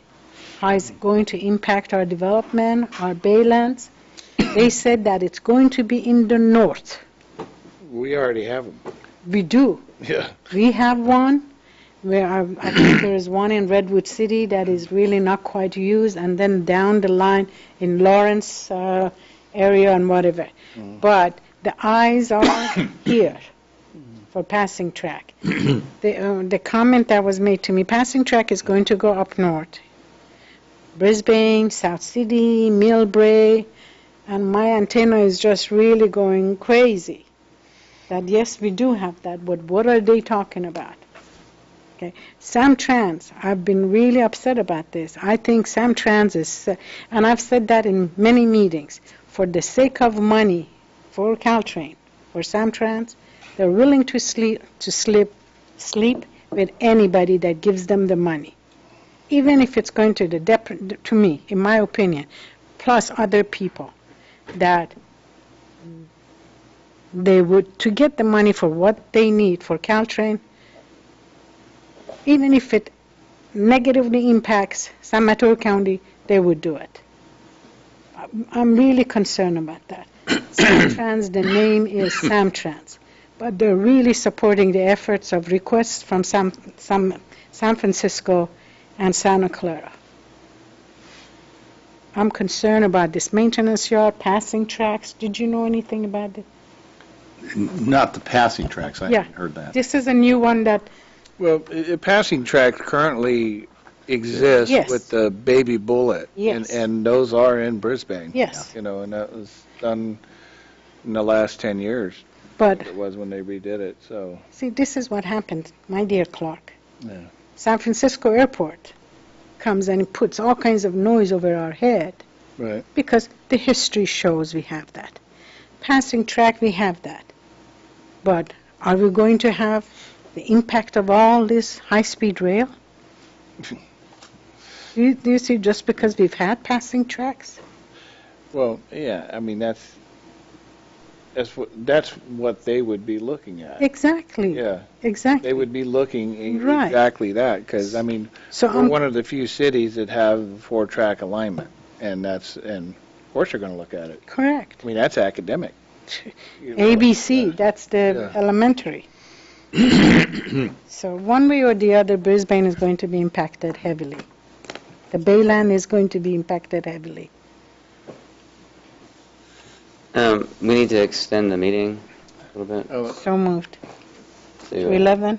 11:45? I'll be like really. quick on the next 11:45? item. No, 11. 10:45? No, 11, because I Second. wanted to find out what's All's in happening. favor? Aye. Aye. All right, I wanted to 11. find out. Hold on, I'm not finished. I still have Oh, a sorry. second. Sorry. Are you finished with this? Of course. Okay, second one is, we had a ALS meeting, and Clay, you want to kind of update? That was my first one on that, and we had quite an adventure just to find Yeah, what the meeting was. Irene told me about that. Is that? Yeah. Other than taking a right hand turn and never being able to get Yeah, back. if you've ever been to the San Mateo Police Department, it truly is a fortress. There's only one way in and one way out. Yeah, the Advanced Life Support Joint Powers Agreement is a joint powers agreement between all the fire agencies within San Mateo County, mostly cities, but there's also 3 or 4 fire districts. So the meeting in May was to adopt the budget, which includes the allocation program. We received money as a JPA back through the county annually for operation of the ambulance, or the first response paramedic part of the system, which is basically our firefighters. It doesn't come anywhere close to covering our costs, but this year, because of where we're at with the revenue, we're going to generate approximately $50,000 per engine company, so we'll be receiving $50,000 for that. The bigger issue there is that we've been trying to save some money with regards to insurance coverage, and the attorneys throughout the county, including Hal, have been having discussions with regards to language to be able to do that. The feeling over many years is that we've been kind of double insuring ourselves, both at the JPA level and at the city fire department level. And it's more likely that any claims that would come in would be against the cities, individual city, because they're the ones who hire and responsible for the employees, and the JPA is not. The JPA kind of functions as a management group, as we were talking about our other fire JPA today. So that was kind of the main issue there, and hopefully we can eke out some savings there. That's it? You and I had a subcommittee meeting. We did? economic development. Yeah, that's what my question, what's happening with that and So we had a meeting with So move extension of the meeting to 11 o'clock, that's why. I was it is 11. not according to my watch. No, that's we already the did extension. that. We just voted. You did that? voted on We that. did. Yeah. You voted on it. I thought you were just talking about it. I didn't. No. Got a motion and a second. Yeah. Motion So- and second, but never called for a vote. No, I didn't hear a vote. I did. All those in favor? Yes, that's what he said. But, I heard the motions. Yeah. I didn't. all right. I made the Okay, motion. so all Okay, those in so favor? we're good to Aye. 11, right? Yes. Okay. Okay. So, so we had a economic development subcommittee meeting with the chamber, and so they're putting together. They're going to look at the SWOT analysis that Mish had put together and provide additional comments to that, and they're planning to be present at our next council meeting and share some of that information, correct, with, in regards to helping us with the budget. What about the sustainability committee? What's happening with that? We're waiting for that information Waiting for to feedback. circulate through the different committees and. All right. So next on the agenda is. Mr. Mayor? You had. I had a BBCAG meeting, Baylands Community Advisory Group. We got a report on potential sea level rise and what could be done about it, and about the tires that are in the dump. And they went through some historical photos and some historical oral conversations with people that have been around and allegedly been out there and seen it, and have sort of narrowed it down to where they think the tire dump is, and feel that they can dig down 100 feet and remove that material. What I found interesting was, it sounds like to do the cap on the fill, that everything would be going down 60 or more feet to get to a level that they could cap. So it was very interesting information, and I didn't get that. Would you explain that? before they can cap and close the landfill, Yeah. they're going to need to dig down, I want to say 60 feet to put their barrier level, and deeper under the streets. Wow. It sounds like a lot of excavation. 60 feet, they may be in garbage. Yeah. Yeah, It's very interesting on what they're going to need to do for the capping of it. That's a lot of feet, huh? That was what the department, There's definitely going to be a significant amount of dirt removed from what we currently see there. I don't know the numbers, but yeah, I mean, but it was interesting that the as far as sea level rise, the general consensus is to build it for a 50-year anticipated sea level rise, to build any development to those standards. And that's what they're requiring out of Treasure Island, and most likely what they'll need to build for here is for the anticipated 50-year sea level rise. What's the increase in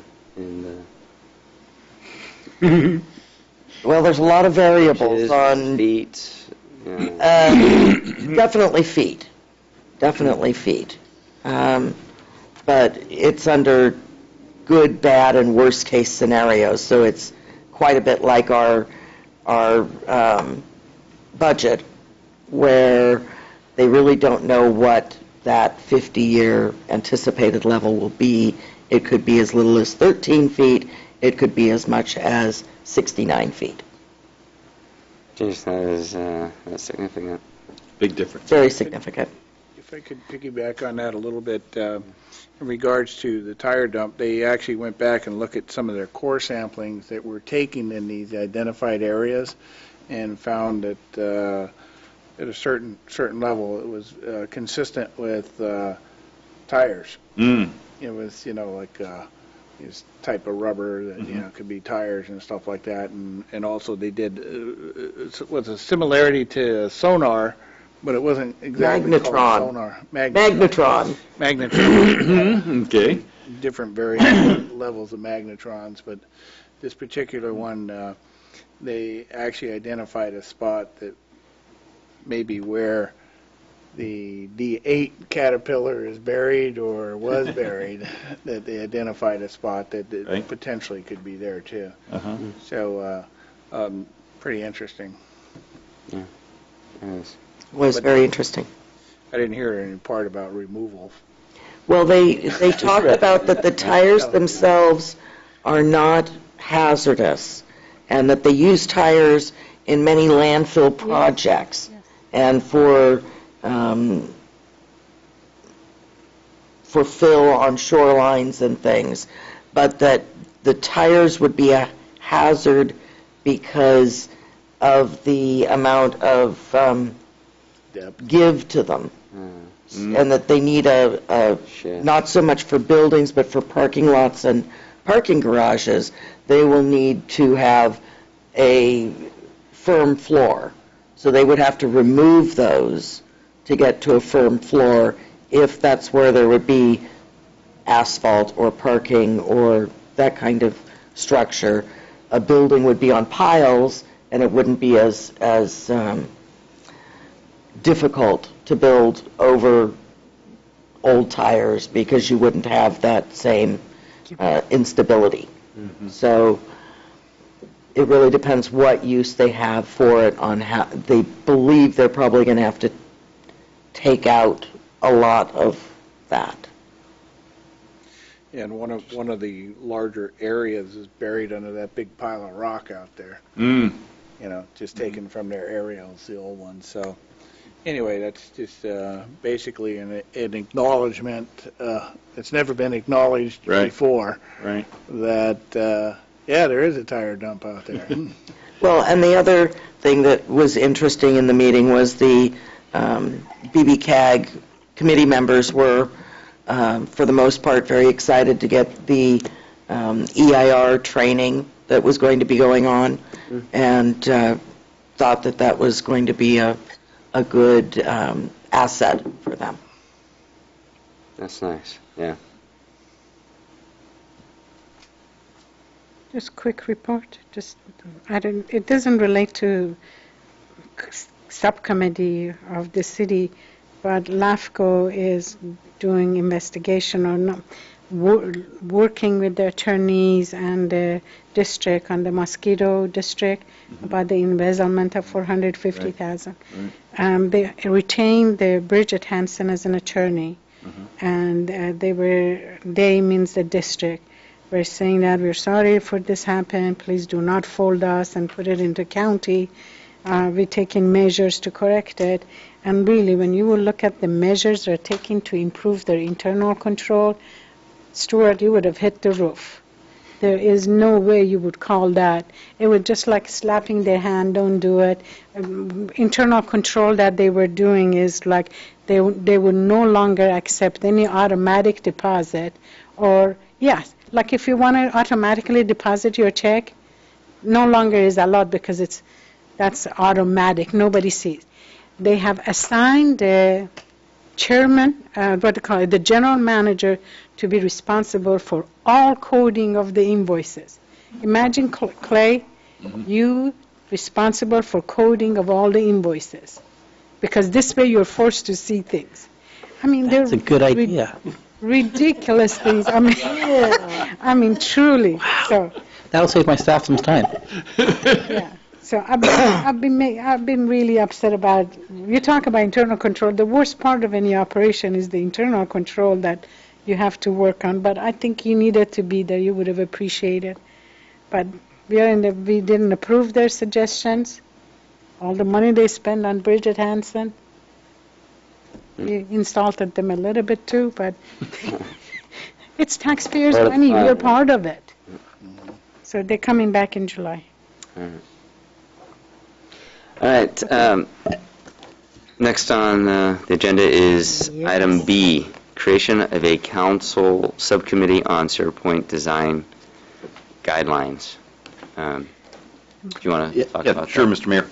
As you are aware, the Sierra Point Design Guidelines, earlier this year, the City Council requested review of those and review and comment by your boards and commissions. And that process has been moving forward for the Open Space and Ecology Commission and the Parks and Recreation.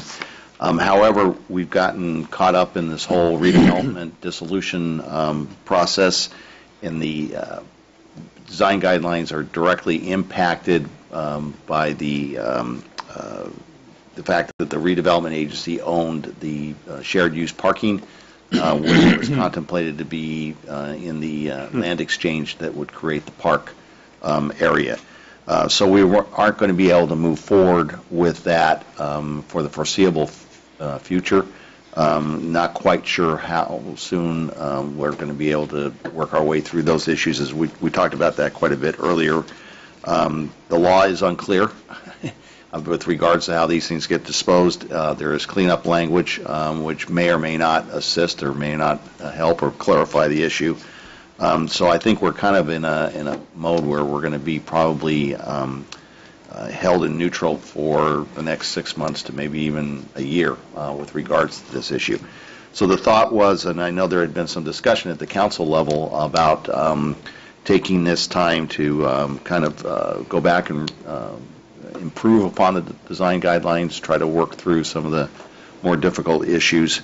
And since we have the time, I thought that we'd bring this forward and see if the council had a desire to have a council subcommittee work with staff and come forward with some recommendations to the council. Yeah. Can I? Ray? I'm puzzled in one respect. I thought we had a subcommittee. I thought it was Cliff and Clark. Am I right about that, or did I get that No. wrong? No? Well, we have the economic development. No. When subcommittee. I was invited out to Sierra Point at That some was point. part of the economic development. Right, That was part of the economic development. right. Correct. I see. Yes. Yeah, I think So we you didn't have a subcommittee that was specifically identified for the Right. Sierra Point guidelines? That is I think- Okay. I looked at the membership that we have, economic development, sustainability, and so forth. It's really distributed among three of you. And I am showing interest in this, to have some involvement with our subcommittee in the city, and I'd like to be considered for that. Can I make a comment on the language? On the third paragraph under background, it says that the former redevelopment agency is the owner of the shared use parking at Sierra Point, which was to be part of an equal land exchange to build a public park and open space. And I don't think that that's true. I think it was proposed. And this language makes it sound like it was a done deal. Okay, fair enough. You're right. I mean, it's proposed. It's not adopted. Thank you. Okay. I would have some interest on the subcommittee also. All right. Great. Now, the reason I asked staff to bring this forward is Clark and I had discussions in regards to also presenting this to the council and having a subcommittee. And we've been working on this for a year and a half or so. But what with what Clay had just mentioned in regards to redevelopment, now we have this kind of this holding pattern. I know you've expressed interest in trying to put forth a better plan. I I didn't know that you were interested in. Yeah, because I'm not really involved with any of the serious stuff that, Bayland, is all three of you, I guess, or whatever, two of you. Somehow, three of you are very involved in very meat of the stuff that is happening over there. And I really appreciate your willingness to do that, because I was going to definitely encourage you to join me in this committee and for us to do some really solid work, too, and distribute some of this committee work that, economic development, sustainability, open space. I'd like to see there's more involvement from us in that. I hear you. I was hoping. I'm not on any subcommittees with you, Terry. So, based upon my experience with this project, and putting a lot of energy into it. We've had quite a few council meetings where I've been pretty out front with wanting to create something that is not only beneficial for the community, but also help support the businesses that are out there and potentially bringing new business to Sierra Point. So yeah, I didn't. But you're on the economic development. You have your hand on that. I do. I have some thoughts about. You can share it with whoever the subcommittee members are. Truly, let's look at the meat of the committees that we have in Brisbane. Okay, I think it is only correct for us to be considered to be part of something in that area too. And I am perfectly happy to let someone else take the lead on this. Obviously, you've been putting quite a bit of thought and energy into what has been produced so far, and you've got a good grasp of the logistics and a lot of those things. And as long as the committee is open to listening to other ideas that come in, I'm happy if Seppi wants to be on it. I don't want to exclude you necessarily, because I think you have some great ideas. So I think Thank you. as long as this stays open, I'm happy to back off. Just to clarify. Get some feedback from you Just to guys. clarify, I'm not interested. That's Ditto. Why? Just curiosity to know why, because you pretty much like to have your hands in all of this. No. Yeah, sustainability. Okay, all right, so why aren't you well, going? Actually, Cliff and I Curious. talked about this, and he broached the subject to me. I said, well, he was hoping to serve on this committee with Terry to work together. And I said, that's great. I said, I'll back off. And I said, bring it forward. It'd be a different subcommittee to take a look at it with fresh eyes. And, Terry's right. Cliff has kind of been a driver on this and has really shown a lot of leadership in this subject. And there's a lot of data and ideas and energy that he provides that really would keep continuity, so to speak. But you have an interest in it, and so No, but I don't mind Cliff being on that, but I'm just trying to see how many of your hands are in sustainability, on economic development and so forth. And I thought it would be something, if you've given it up, I have no problem with that, but I think that would be another way of you and I working together on a committee. I thought, and your experience about that area, it doesn't mean that because somebody has experience and so forth, you have your influence, you have your impact, you have your knowledge in the economic development, and it doesn't exclude us from working with each other. yeah. And one of the thoughts that You guys, you can one of the thoughts that Cliff had too, that he discussed with me was that Terry spends an incredible amount of time out there. probably more so than me. And I'm a boat owner, but she's a member of the yacht club. Yep. And is on the board of directors. I don't know if you still are, but so so she's intimate Right. with the area. Right. And That's has why I her own- think it would be good for you to be definitely involved. Mm. Then that I have no qualm about you not being involved. I'm really encouraging you to be involved, no doubt. But I think it would be a very good distribution for us to be involved and allow you guys to continue your influence, your work on economic and sustainability and so forth. But again, there are 5.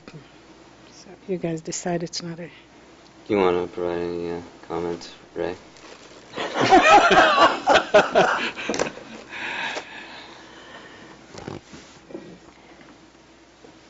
Well, it's fortunately I never was particularly interested in this subcommittee, so I don't feel I have any investment in it at all. But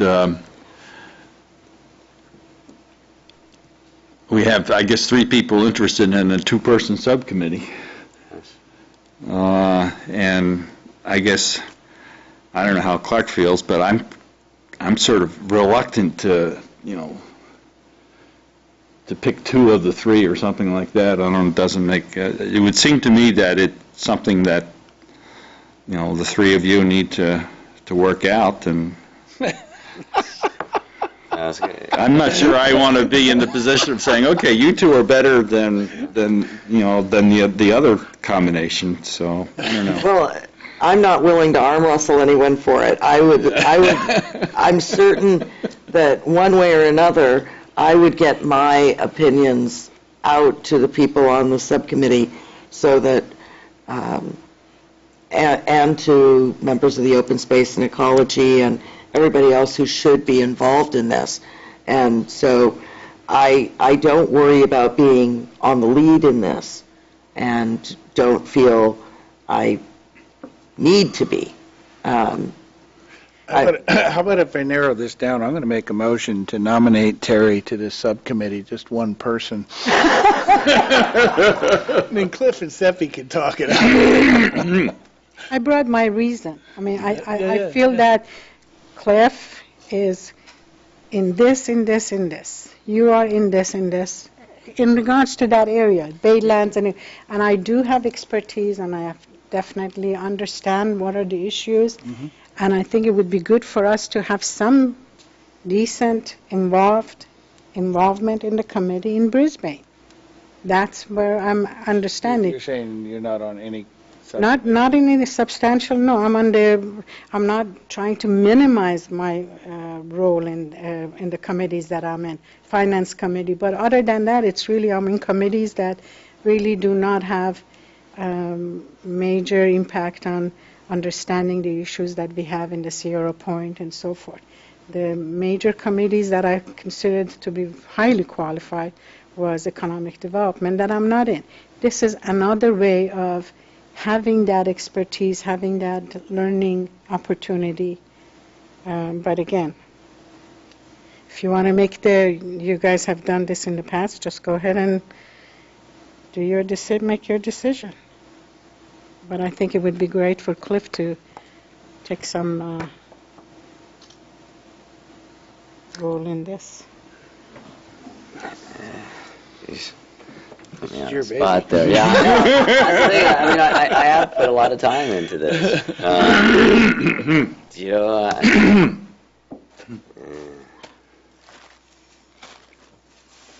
I have put a lot of work into the CCAC too. I'm no longer there. So there's a lot of involvement, a lot of changes do happen. And again, I'm not going to argue. You guys have done it, do it again. Whatever you want.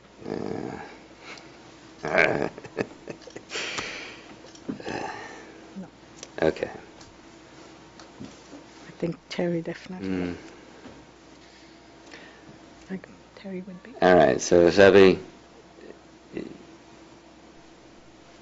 I'm just going to tell you why I want to do it. If you feel that you still want to be on this thing, then I'll back out of it. I mean, it shouldn't be just because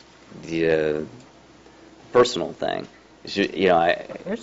Well, saying that I'm on these subcommittees, and that should make it so that I shouldn't be considered. As Clark has mentioned, I've put just a ton of energy into this thing.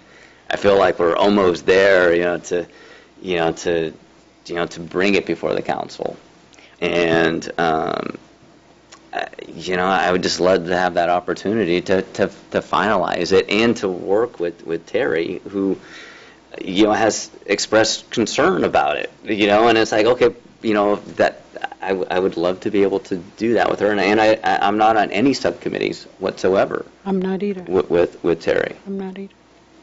But may I suggest something and see how you like that? Would you be willing for me to go to economic development and you go to this?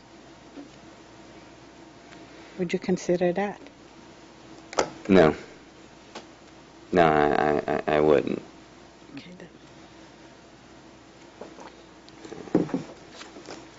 It could be also that I could be more effective as not on the committee and giving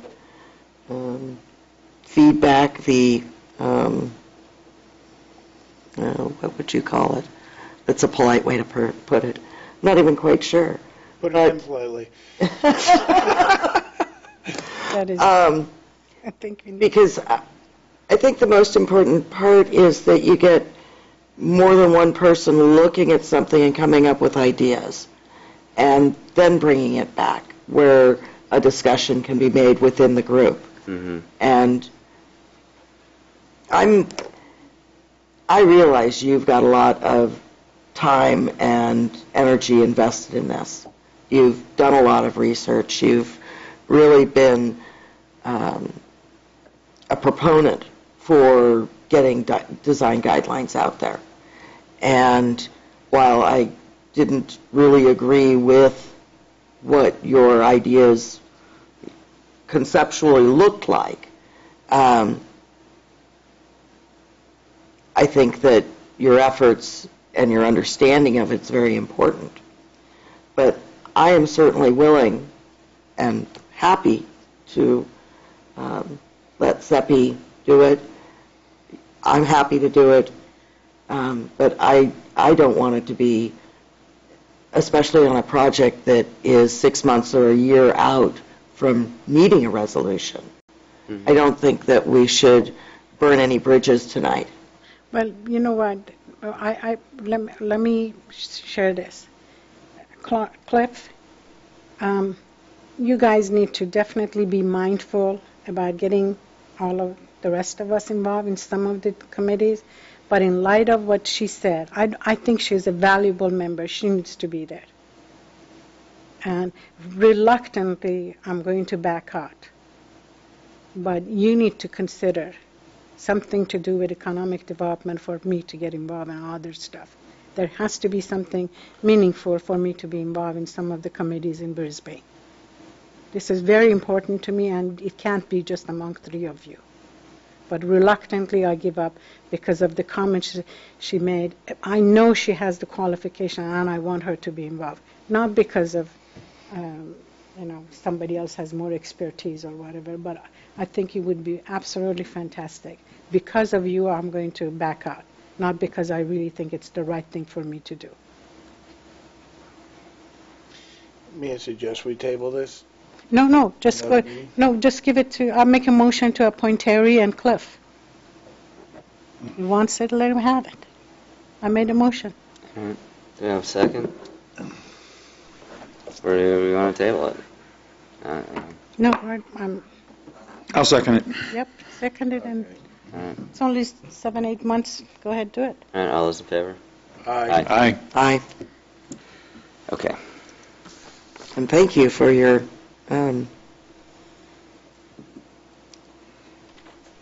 thoughts that I will be effective member of this You bet. committee, subcommittee. You bet. All right. You bet. I don't think we need to do oral communications. I'll have a motion to adjourn to the So moved. May 29th meeting. All right. Second. All those in favor? Aye. Aye.